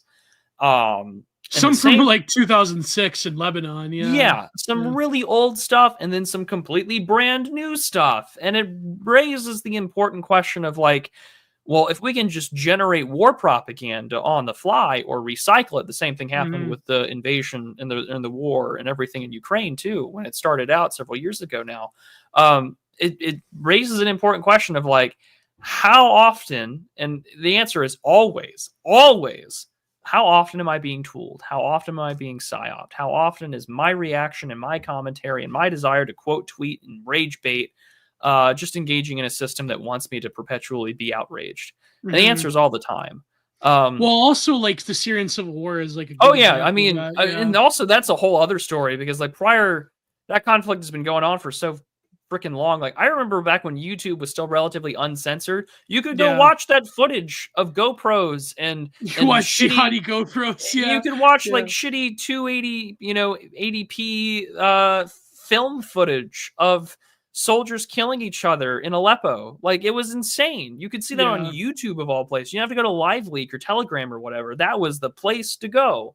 And now that's all gone, because now you can just be exposed to it on the timeline and everything like that. And I mean, the same thing with all this drone footage from the war in Ukraine has been just psychically damaging. And I really like Schwab's term about, he's written it on his own Substack, but like psychosecurity, like that's, Alex Jones is right when he says there's a war for your mind. I don't think you understand how daily you are under assault at all times. Prison planet. Yeah. You truly are under attack at all times. No, but that's what I mean. Like you'd figure like with mass communication technology, I think I said this during ClownVid on that other show, but you'd figure like with mass communication technology, you would have a clarity of information because people can record things in real time, but that's often not the case. It's in fact, we live in an environment of more ambiguity than clarity in terms of real world events. Like you were saying, like there was Arma 4 footage being passed off as the ghost of Kyiv. Like it's, like people are fucking like who's sitting American I think it was Swalwell. Yeah. I was about to say a sitting American congressman fell for the Sam Hyde meme. Yeah, and there was like was Sewell the one with the Nafwade profile picture? I think so. Yeah, I think or it Kissinger. Kissinger. Him or someone else. Yeah, Kissinger. Yes, Kissinger. Adam Kissinger. Yeah. Or he like, did you see recently how what's his name? Oh, I can't even say this on YouTube. The stuff he was doing, I can't. The one guy in Odessa that was having forced fun with men. I don't follow this as closely as you do, Gio. I don't know. He got murked today or something. Again, I'm okay with not knowing. What's his name? Erdogan. It's on my Telegram. Where is it? I'll let you go look that up. I'm gonna keep reading while you do that. Ganal. That's his name. Ganal. Yeah, look him up. Look at the stuff he was doing in Odessa. Wow, all wars have terrible people committing war crimes. Yeah, on all sides. Who would have guessed? Yeah. Anyways, Yeah, with algorithmic amplification accelerating the proliferation of emotionally exploitative clickbait, homogenization began to set in across the digital landscape. By the end of the decade, recommended algorithms based on user profiling were mandatory components of site infrastructure necessitated by the financial imperative to maximize ad revenue. YouTube, which was purchased by tech giant and intelligence industry contractor Google in 2006, emerged as the pioneer of the hybrid recommendation algorithm, combining viewing history and engagement patterns of users to increase views, likes, and comments. By the early 2010s, outlets like Breitbart, Daily Wire, and Vox had perfected a formula to leverage algorithmic amplification. By employing polarizing narratives, incendiary headlines, and emotional appeals based on profile demos, these outlets were able to exploit existing algorithms to maximize content sharing across multiple platforms. Platform-based echo chambers effectively experiencing alternate realities were born, and a feedback loop between creators of sensationalized content and centralized social media infrastructure into which it fed was created. Oh yeah. And I just speaking of alternate realities, I literally just saw our friend Gary on Twitter. He just quote tweeted some, a conservative Inc. account or whatever, and he's just like, just this fat, septum pierced, like white woman with blonde hair, that's dyed with obvious brown roots, boy. and she's just screaming, calling for bloody murder of Musk and Trump. And Gary's just like, they're insane people. This is what Democrats are: unstable, insane losers, also very fat and ugly, which is also true. But it does illustrate we do live in totally different worlds. And the media that we consume informs the conceptual framework in which we exist.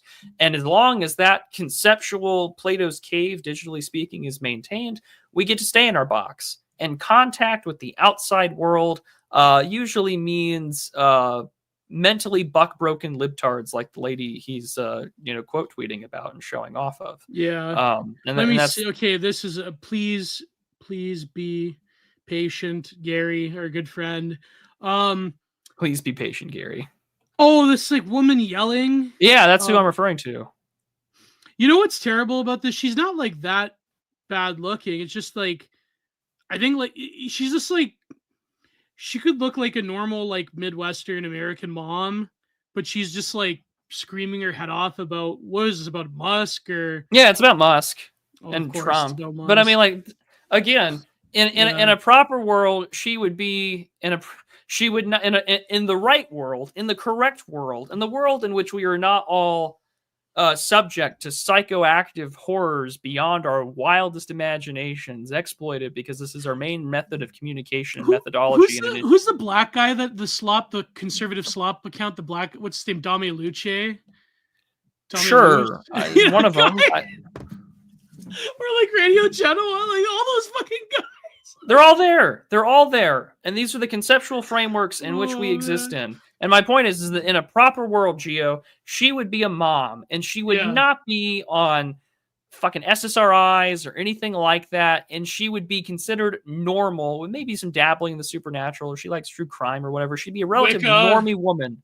Yeah. And she wouldn't be existing in a world where she's screaming in her car, coming home from her office job or whatever, screaming that these people have to be murdered and these people have to die. Why? Because she is exposed to a deluge of all sorts of shit that says you must be radicalized at all times, because there are people that are coming after your drugs, there are people coming after your way of life, and everything that you consider normal, despite the fact that if she had it her way, she'd be off on one of those Guatemala-esque retreats where there's no brown people, just vibes.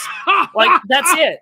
She would be considered a normie, but instead, she is simultaneously a participant and a victim of an industrial complex that has led to psychological buck breaking on a level heretofore not seen since, I don't know, Bolshevism. I think like the reason they hate Musk is obviously because he is like allegedly my heckin' Reddit atheist. Yeah, no, but allegedly the world's richest man, and so I do see that like it was very popular at the time to like critique like corporatism. They had like that documentary, The Corporation. Remember, that was big. We watched that in school. What are you doing, Hildy? Say hi, Hildy. Say hi, Hildy. So anyways, that's sort of like coming back in full force. I think it was either Gary or was it Remnant Poster that said, like I'm vindicated on like the Luigi Mangione thing, how they're like good. It's basically a vehicle to like normalize leftist violence, and Oh it's not yeah. really about any some like protest against the The days corporations. of let her back, baby. There's a war in the Yeah. Middle East that involves Israel. We're concerned about gas prices and the price of home goods. There's a Republican in office, and there's left-wing terrorism. I can't wait for the Steely Dan comeback. Let's go. Yeah. But no, but the point being is that I've noticed that because Elon Musk, I mean, if you want to look at it from like a purely like realpolitik or cynical view, I mean, okay, why is he there with Doge? He's there for his own benefit, obviously, right? Like, and so therefore he's doing the typical conservatard, like let's slash everything, let's cut programs, blah blah blah. But every Republican's going to do that. Yes. Like, what makes Elon Musk special? Is it because he allows people like Volnos posting to have a Hyperborean edit on the timeline? Is that why you hate him so much? Because if you wanted to look at it from like a purely like Republican GOP operative, he's just there to make more money. He's just there to like do the typical like conservative Ronnie Reagan type of things, right? But I think there's this added layer of culture war that Elon Musk provokes in them that they really hate. But I'm from the perspective of like Elon Musk is not our guy. But if you wanted to like critique real corporate excess, go up to the second last paragraph before the attention economy. Go up a little bit, Prude, where it says so YouTube, which was purchased tech giant and intelligence industry contractor Google in 2006. You know who you can blame for that? Who can you blame in the corporatocracy? Who's like number one for blaming in terms Tell of me, that? Gio. Tell me. Rupert Murdoch. You know why? Because Rupert Murdoch lobbied the American government to get rid of the regulations that if you owned one media company of a particular medium, you could not own other ones. If you owned TV stations like Ted Turner, you couldn't own a newspaper. If you owned newspapers, you could not own radio stations. But because of selling it as like the freedom of information and this is an antiquated model and how can we compete on the global stage, Rupert Murdoch effectively lobbied the American government to get rid of that. And so now you have Google is allowed to buy YouTube, which is insane. Like that much traffic on the internet, the surface internet, is determined by YouTube, by Google, by Facebook, by, well, to lesser extent, Twitter. It's just, it's crazy.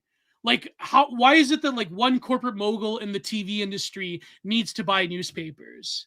You know what I mean? Like it's that led to like the centralization of all information, right? And you could say, well, at least Fox News was like mildly conservative or whatever. But like that's not really the point though. Like if Trump wanted to affect change, if he really wanted to go after those people in the media, he would reinstate those laws again. He would say if you own a newspaper, you either sell off your TV stations, you either sell off your internet providers, or you sell off your newspapers. And you can only do one thing. That would really dick over a lot of terrible people in the media. Like a lot of terrible corporations would just be fucked over overnight. But that's never going to happen because Elon Musk wants that model of like the Rupert Murdoch, this is the walled garden, we own all like everything. So that it's sort of like when, do you remember like back in the day, like the Ron Paul revolution, where people would like, why can't we bring back Glass-Steagall? Remember that? I even said that back in the day. Yeah. Right? When I was a libertarian. Why can't we do that? You can't! You can't! Because the economy is like so fucking complex that it just wouldn't work. I mean, it could. Like a version of it could. But there's a lot of problems. It's like there's too much incentives for the system to remain the way it is, as opposed to anything better that could benefit users, that could benefit actual genuine cultural content on the internet. It's like, you don't fucking think Elon Musk has realized that what he's doing is just like, what did I say last year? Do you remember? Where it's like, you could hear the Adam Curtis documentary in your head. Yeah. Right? Where he's like, Elon Musk thought he was incentivizing dialogue and political discourse, but a hidden reality is that he was just incentivizing Slop. by monetizing engagement. Like, you could literally do the Adam Curtis documentary style of like with, you know what I mean? Like, it's so the centralization of information is a large problem. And there was systemic efforts by these corporations and by governments to do that and to just break the rules and to get rid of them that dictated that like governments and corporations could not have access to certain data tables. And you know what's funny? You know who actually revealed that? Not to say I endorse everything he says or does. Do you remember when Weave exposed Yahoo? Remember that? Very faintly, yes. Yeah. Before he was like, you know what he is, blah, blah, blah. Before he was an Austrian painter fan, he was like a quote unquote gray hat hacker, right? Yeah. And he was given data tables from the back door to, I believe, Yahoo. Don't quote me on this. And he revealed that this centralization of people's data was going on in real time. And this was back in like 2007 or 2006, 2008. Like, he was interviewed by Huffington. Can you imagine Huffington Post trying to interview Weave nowadays? No. You know, fuck. You know, so yeah, man, people owe the debt. A lot of these like internet people, like a lot of these are not. They hate Andrew Arnheimer, right? Like, they're never going to admit that he like, you know, he opened the floodgates to revealing how the sausage was made in terms of collecting data. Yeah. Of course they hate him for obvious reasons, you know. Fuck. I shouldn't even mention him, man, but like, you know, it's true though. That's what happened, you know, and he was integral to that process. And this is like way older than people think. Even before the internet, when, like I said, with Rupert Murdoch, you know what I mean? Like, nowadays it just wouldn't work because one tech company has so many fingers in so many different media pots that it's like, what are you going to do? You're going to tell them to do one thing again? Well, it's not even just media. It's also the intelligence community. Oh yeah, that too. Like, well, I mean, that's a given. I repeat myself, but yeah. Yeah. Well, that's the logic of it for them is supreme. It's like, yeah, centralize everything. It's easy. You know, we don't have to do as much work. Yeah. You know, so yeah. I'm going to skip over the attention economy portion just because I feel like most people get that. The new internet, the creation of a feedback loop between machinic environment and the deepest, most suggestible recesses of the human mind had long been a goal of cyberneticists and behavioral psychologists. With the birth of the new polymorphic new internet, the world saw the start of a new self-regulating phase of their agenda. Whereas the old internet was an archipelago of chimeric islands yet to be chartered, the new internet, he said the word, offered the seductive, mesmeric allure of an opium den. Once inside, patrons adopted a passive role in their experience as algorithmic entities paraded past them adorned in colorful regalia, offering rare samples from a spectrum of intoxicating effects drawn from the recesses of their own unconscious. With every visit, users furnished these digital drug parlors with more information about their proclivities, constructing a cybernetic hall of mirrors reflecting embryonic, decontextualized versions of their hopes, fears, desires, and pathologies to help build them an empathic rapport. This was the product of a decades-long obsessional study performed across multiple intelligence agencies into the foundations of trust. Beginning in the early 2010s, DARPA, IARPA, the GCHQ, and the WEF, and their miscellaneous affiliate subcontractors, NGOs, front companies, and public-private partnerships undertook to determine the conditions that underpinned the formation of trust, the identifications, attributes of trustworthiness, and the methodologies they could use to hijack psychological mechanisms to install trust at will. As research progressed, a clear strategy began to emerge and efforts coalesced towards developing it. The application of alternate reality games to behavioral and psychological inquiry into real-world scenarios. Oh man, don't ruin I Love Bees for me. Don't do it. Don't do it. That came up in the book Network Aesthetics, by the way. Oh, I Love Bees? I think so, yeah. Well, it was an Schwab early said that too. Very early ARG for Halo 2. Mm-hmm. Mm-hmm. But I mean, also ARGs are just now a popular unfiction format for video games, analog horror, and the rest. Now they've just been applied into a recreational consumer setting. There's whole, stories about video games and mods and stories inside that are basic stuff. Yeah. Yeah, it's a lifestyle, it's a content genre, the ARG. And there's some really well done, put together ones that are really impressive for the amount of money that they put in to make this thing. Oh, yeah. It raises some interesting questions about now that you read this article, but that's what we live in. Did they have that one ARG in the like Nevada desert where a guy died? He was like some like millionaire, eccentric millionaire, did this ARG, and like someone died out in the Nevada desert. Probably. Yeah. Maybe. I think Atrocity Guy did a documentary on this. I'll have to go give it a read or give it a watch. So here we go. I'll keep reading.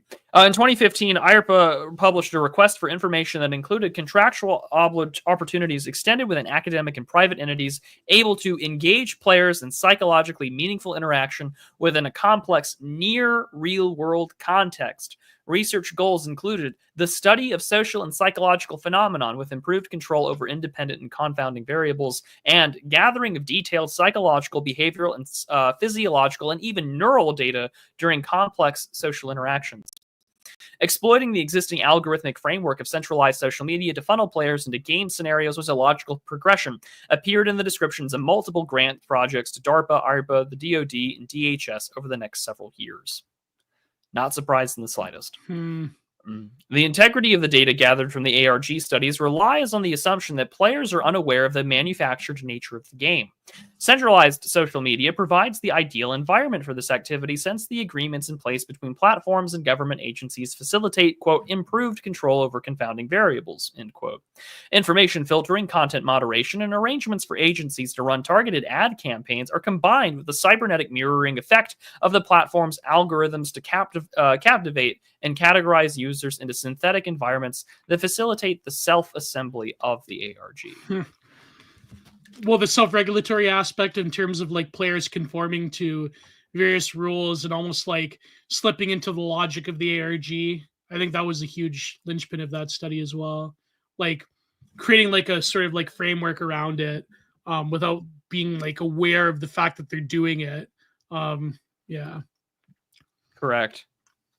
I agree.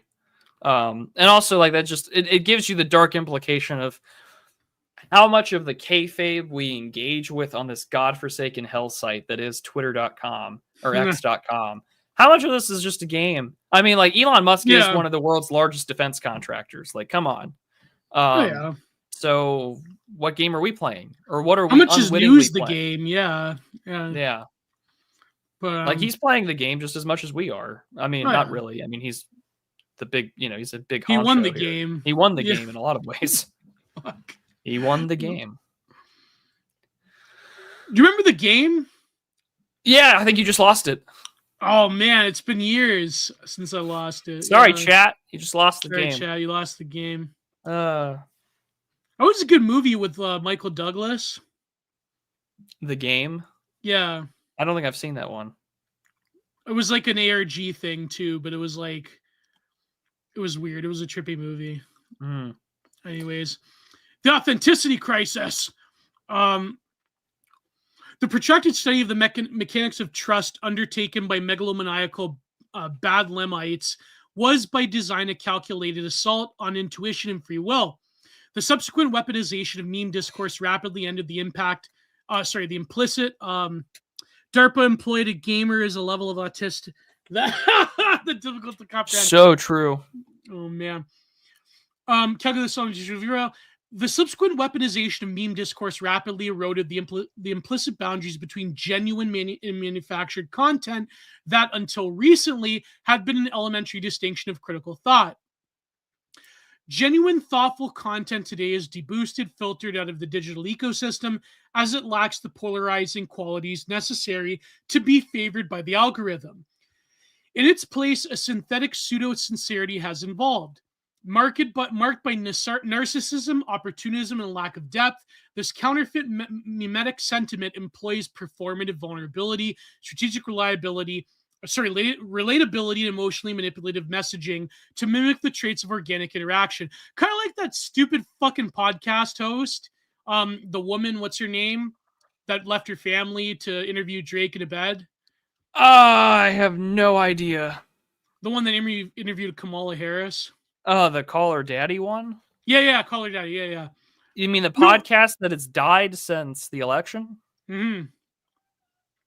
No, but that was like the same, like the model of like fake sincerity or like fake inquisitiveness, and it's like a lot. Like I guess most influencers are like that. You know what I mean? Like most slop streamers are kind of like simulating, simulating interaction. The woman. The woman. It's sort of like the recent Count Dankula documentary on Hanoi Hannah. Did you watch that one? No, I didn't. Oh, it was great. Where they compared her to like the first e-girl, because all these like American GIs, they were like actually like they loved her, like this like smooth voiced Asian woman, and so they like treated her like a waifu almost. And even though in Count Dankula had this joke where he's like, imagine Hanoi Hannah is your favorite Twitch boob streamer, but she wants you dead. And like when and so she would like name off the where each like unit was located by Viet intelligence, right? And so it's sort of like when you give a super chat to your favorite like Twitch girl, how she's like in Count Dankula's actually it's the same thing. The Twitch streamer that you're giving money to actually still wants you dead. Like Hanoi Hannah, So true. But it's funny because like GIs weren't terrified. They're like, oh my god, my waifu noticed me. Like, I'm here in Ladrang and like this unit, oh man, that's crazy. I'm gonna have to watch his documentary now. Yeah, it was only like 20 minutes long. It was pretty good. Anyways, genuine, thoughtful, blah blah blah. The traits we're getting interaction, influencer culture, corporate social responsibility campaigns, and forms of political activism that play upon parasocial relationships to manipulate the subconscious of users are all examples. Pseudo-sincerity campaigns stage appeals to users by offering them fellowships in social or political causes that, while framed as revolutionary or rebellious, are ultimately controlled using digital echo chambers to establish forms of consensus through group behavioral psychology. Now, what do you think the fucking Mangione thing is? Like, there you go. It's your pretend LARP activism. It's like you can have this like id-driven desire to destroy the corporations, or like a guy that firebombs a Tesla dealership. Like that's all just a pseudo activity. Yeah, but it's like, supported. It's folk activism for the left, except we know that leftist folk activism was like with Bill Ayers and the rest of them. It's endorsed. It's welcomed. Yeah, exactly. Like it's insane. Like even didn't who's that wrote a prison abolition? Davis. Yeah, Angela Davis. Wasn't she a terrorist? Yeah, she was. She bought firearms that were later used in a robbery that killed people. She was part of a revolutionary group. Was it the Black Panthers or no? No, a different one. That was so funny. I think it was I forget her name. I think it was Christina on Twitter, but Name Revision reposted it from that book Days of Rage. Yeah, we're like she was part of CPUSA. She's part of Critical Resistance. She was what else was she a part about? She was part of of course she went to the University of Frankfurt. No, she was with the Black Panthers. To Cuba for a little bit. She was part of a different group as well. But she was a supporter of the Soledad brothers. She's part of other groups as well. The Soledad brothers, I believe one of them redacted a child and that's why they were in prison. Something like that. It was I remember they had that book Soledad Son. Yeah.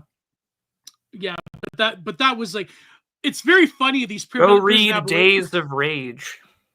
It's very funny. These prison abolitionists. It's like they were horribly mistreated by the American government. What did they do? Well, they kind of redacted a few children, but that doesn't matter. Don't worry about it. You know what I mean?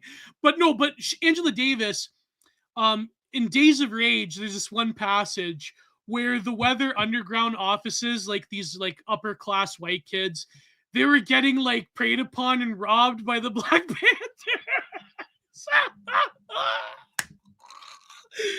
Like they would loot the office. The Black Panthers. Like, you get what you fucking deserve. That's Oh, that was hilarious, man. That was hilarious. I'm gonna get to the end here because I'm running short on time and we need to get to the super chats. For almost a century, countless world's fairs, novels, magazines, artworks, and films have fancifully portrayed a world where ubiquitous access to technology empowered individuals, elevating creativity, freedom, and self-determination. This genre whimsically casts aside technology as an emancipating force that serves an intelligent, conscious human populace in a subordinate, benevolent role, assisting with various environmental challenges and ultimately facilitating increased leisure time for intellectual pursuits. Given the overwhelming evidence of organized construction of cybernetic control systems, it is likely that these comforting narratives were crafted to incentivize future mass adoption of data extraction technology. Fracturing of reality and implantation of mass delusion is undoubtedly accelerated by algorithmic hives, but there is also a historical precedent for similar accomplishments through sustained parafictional narratives, a century of predictive programming expounding the glistening majesty of technological futurism has planted memories in the collective human consciousness of an alternate reality that they have never personally experienced. Where are my flying cars? Where are my flying cars? It's a hauntology, really. Yeah, it really is. An implanted hauntology. Breaking the thrall of the digital environment depends in large part on our ability to return to a consensus reality where tangible effects on our relationship with technology can be examined in sufficiently critical light. Short of leveling the data centers, the most direct route to reasserting dominion over machines is to drastically scale back the involvement of machine learning and algorithmic moderation in the affairs of humanity. Social media platforms should be compelled to revert to curation algorithms to the chronological format of the old internet, providing users with tools to restore their control over the content they see. Engagement metrics should be disregarded as measures of relevance. The warehousing and sharing of personal data should be outlawed or made transparent through mandated personalized reports detailing the precise uses of the data and the profits being derived from it. Compensation commensurate to that profit should be distributed to individuals akin to dividends or shares of stock. We have been collectively pimped by tech companies and state actors who have deliberately compromised our sanity and failed to distribute a single cent in profit share. It is time to put a stop to this. While we may never see a promised land of cyberpunk utopia, reclaiming our faculties from machines and their cybernetic operators brings us several steps closer to the good timeline. Humanity can coexist with technology without succumbing to homuncular programming. That's a great phrase. The red thread guiding man through the cybernetic labyrinth has always been a conscious intention, and this thread must be restored once again. Social interaction, public policy, romance, electoral politics, warfare, religion, and spirituality, the creation of art and music, the raising of children, and other human pursuits must be defended against the computation of the mechanical brain. Against the power of creation should never be wielded without moral agency. The grotesque homuncular Adam in his golemic fallen form is a cautionary tale of the abomination brought forth by the transgression of this rule. Rearmed with psychosecurity, humanity can begin to transcend the flattened realities of this biological drone swarms of Slop world to extinguish the schizo engine. We created a golem, a clay monster. Well, yeah, a silicon one. Algorithmic Adam shares with biblical Adam the burden of original sin, but in truth he has chosen a fallen state. In exchange for relief from the burden of freedom, he has been granted the passcodes to the make-believe of digitized collective. Well, that was like the Eric Fromm book, Escape from Freedom. Yeah. That's very similar in the logic of like, I guess Kaczynski would call it pseudo activities, but there always is sort of like, although I would say like, I don't know, like, I would say that as much as I appreciate Eric Fromm, I think like that assumption is too much, like it's too liberal in the sense that freedom is the originary state and people want to escape from it. I think like freedom in a sense is I know this is going to sound terrible, but like freedom is in a sense something that is cultivated by very few people throughout human history. Or like not very few people, but like true like mental spiritual sovereignty is something that a mass amount of people cannot really handle in an advanced society.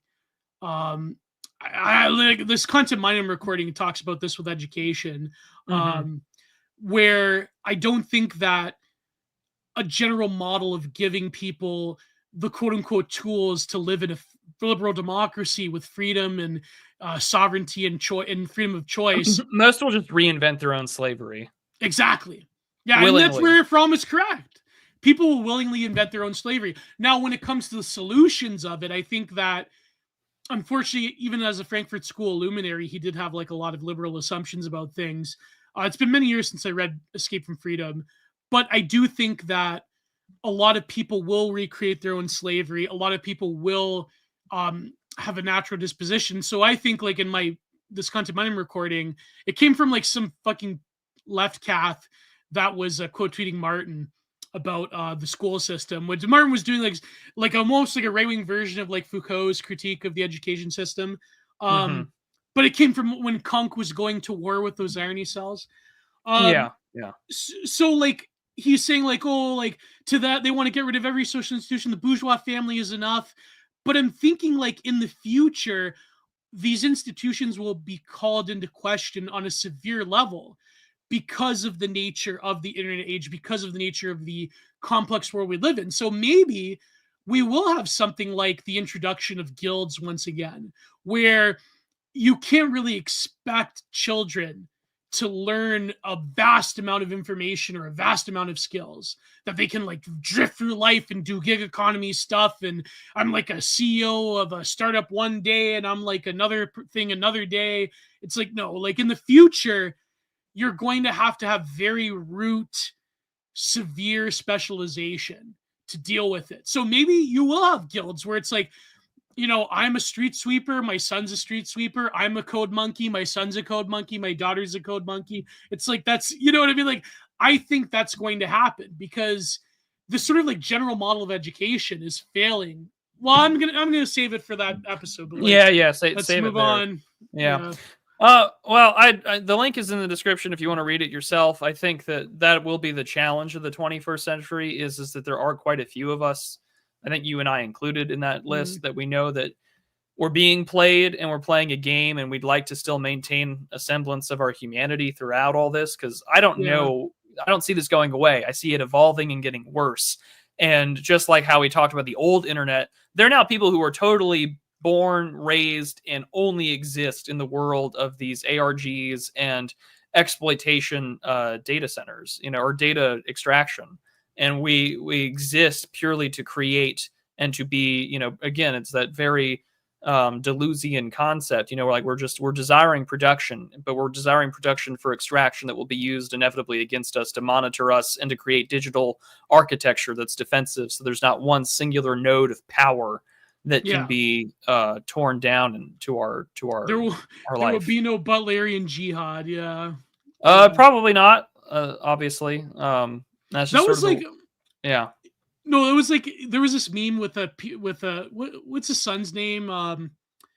Chris Griffin, where it's like where he's like they were monitoring us, where it was like an article in a lawsuit from Google revealed that, do you know when you go incognito mode and you like log out of your account but you like search, a lot of people do this where they search, you know, prawn or whatever when they're like in incognito. Apparently Google was do you want to talk to Mr. Incognito?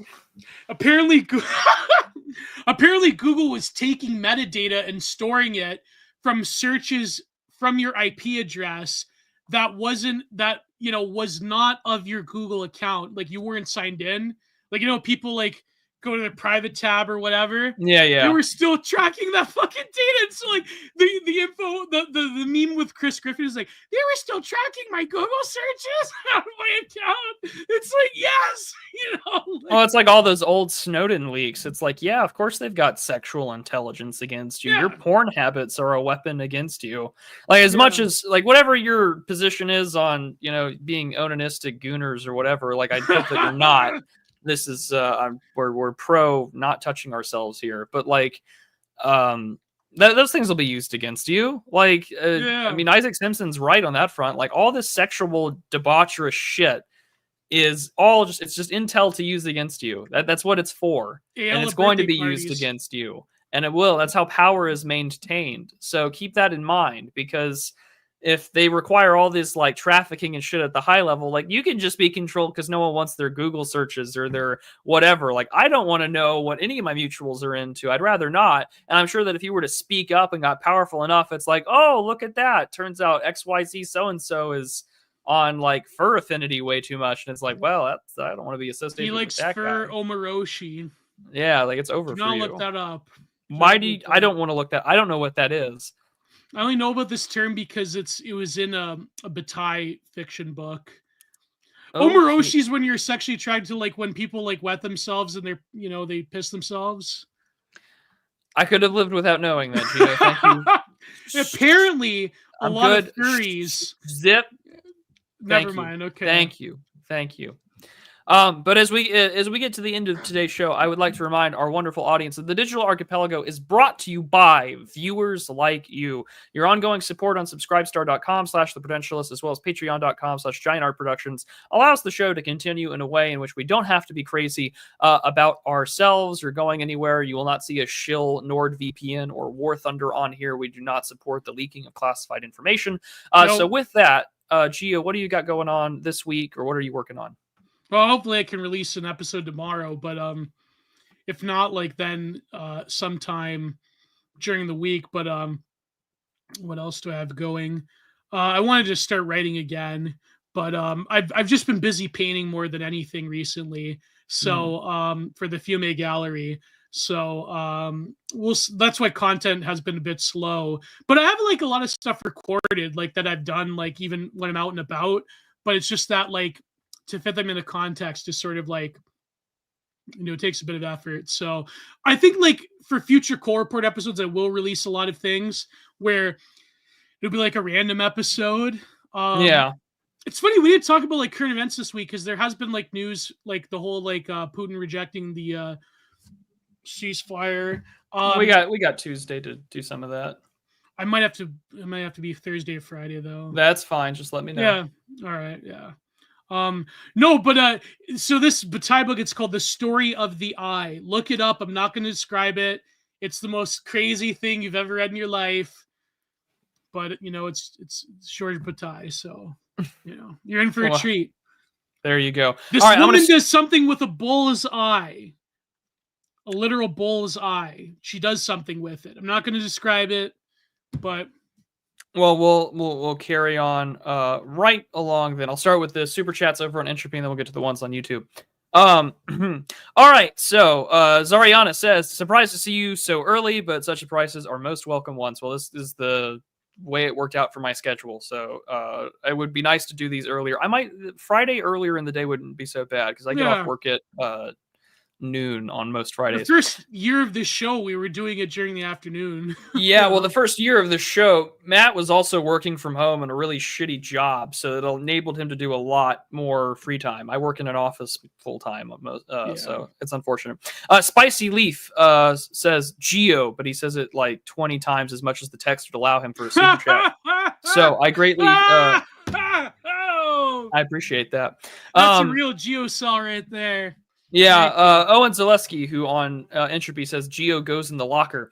He says, hello, gents. I hope you're doing well and you enjoyed the comics I posted a couple of weeks ago. More on the way, but I'm working on art to submit to Apocalypse Confidential. Well, best of luck there, Owen. Nice. 2 questions. One for Gio. 2 questions for Gio. See, look at this. I get the money, but Gio gets the questions.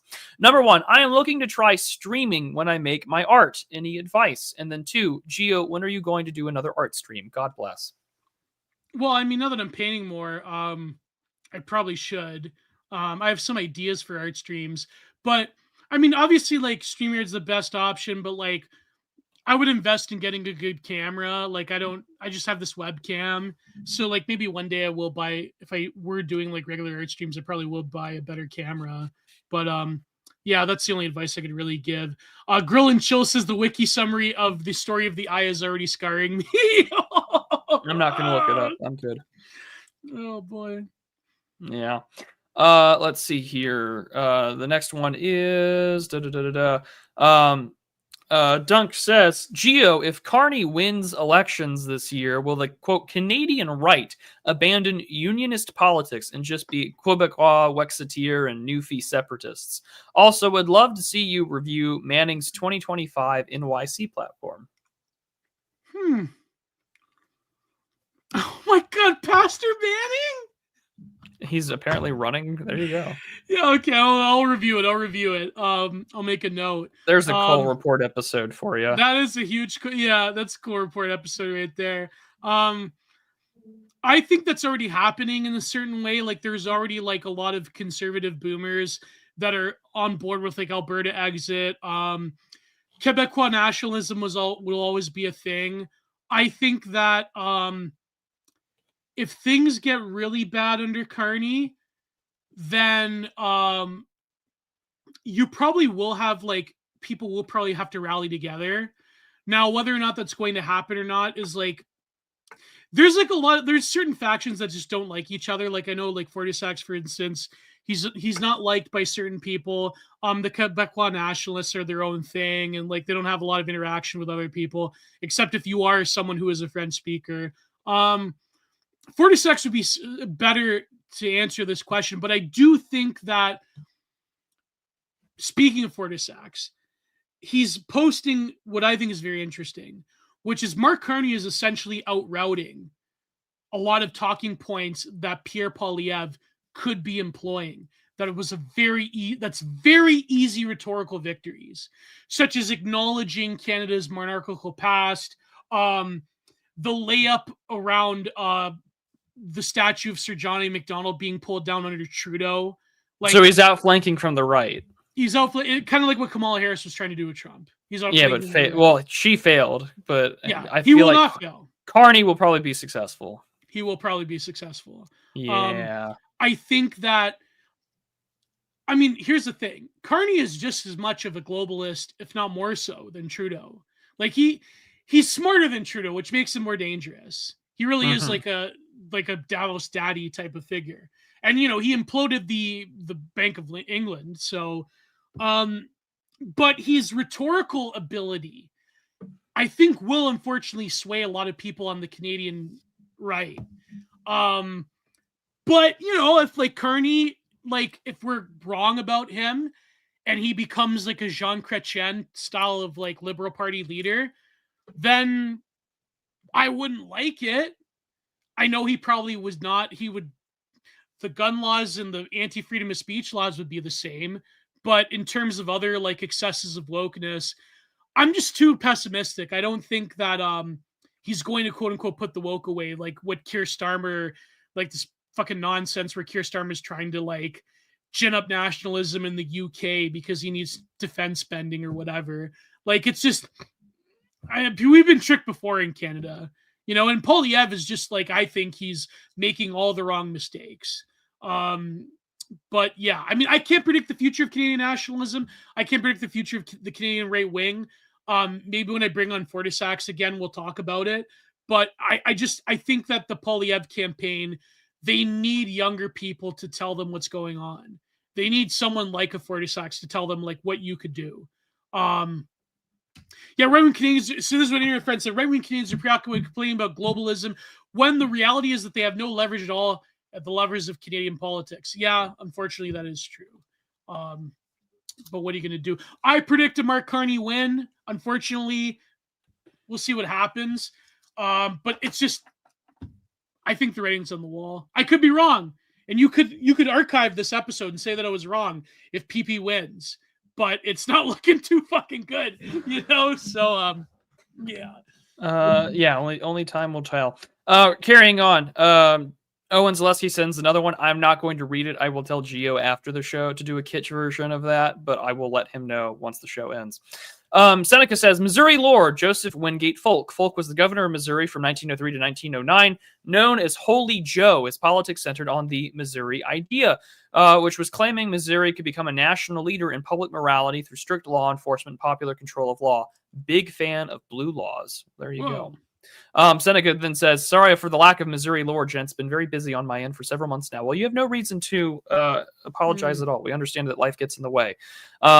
Hayaku Shigi Digi, which is a great name. There's a review I have that is in do not research territory. I just need to publish it and edit the video. So it will be out this by Easter, God willing. Holy Joe could be like an anachronistic right-wing figure, kind of like Huey Long. I might have to do some research into Joseph Wingate Folk. So, but yeah, onto the YouTube ones. While we're here, I'll go over to Starred. Hugo Glass says for 20 Mexican pesos, only 35% of Indians are connected to the internet. That's certainly true. Wow, that's terrifying. Imagine there's your Giga Chad with the terrified thing there. Imagine with 50%. It's coming. It's coming.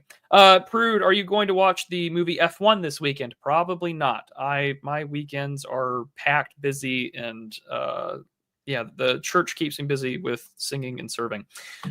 Hugo Gloss says, Prude, the Lost Soy Jack tweet made it to @overfitqs stories, fintech memes account. Well, I'll take that one over other tweets that have gone viral other places. So I will take what I can get. So I like the name. Thank you. Sour Scroat 97 Gaming. Way to go. Thank you both for the great content. We'll keep it up. Well, we try. Thank you very much. Jack asks, you guys think anything will happen to actual citizens for anti-Care Bear?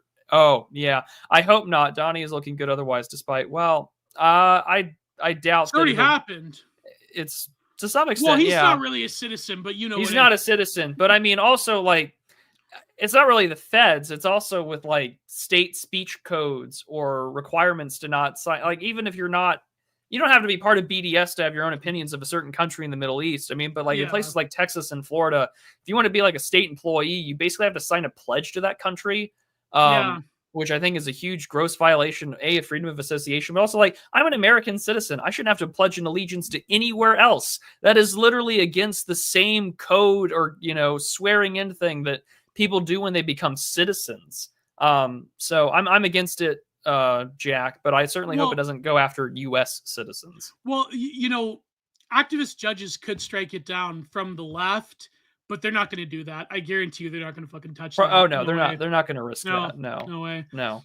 Donald Trump gaming Bertatards will go legitimately nuts if liberals win again. Of course they would. I would fucking go legitimately nuts, but I know it's going to happen.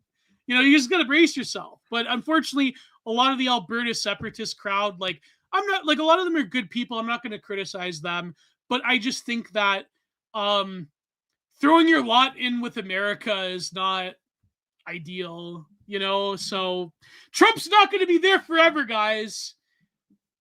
I'm just saying, so anyways, yeah. Does anyone know if Gio is a Battlestar Galactica fan, if he's ever dug into the Keith Raniere cult stuff? Well, I mean, apart from like ironic, like Amarna forums posting, apparently Keith Raniere was not guilty of the cheese pizza stuff. But he definitely was a sex cult leader. Like, he definitely was exploiting these women. And no, I've researched some stuff about what was it called? Nexium something. Nexium is a drug, so it has to be something else. What was it called? The Keith Raniere cult? I forget. But I don't know. And I only watched the movie with what's his name. He was in the Blacklist. I only watched the movie of Battlestar Galactica, I think. No, sorry, that was Stargate. Sorry.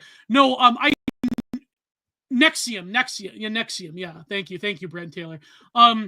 No, I never watched Battlestar Galactica. I think I watched because it used to be on Space here in Canada. It's Sci-Fi Channel now, but we had Space. It was called Space. I think I watched 1 or 2 episodes of Battlestar Galactica. I've seen all of the original. I have not watched the new one.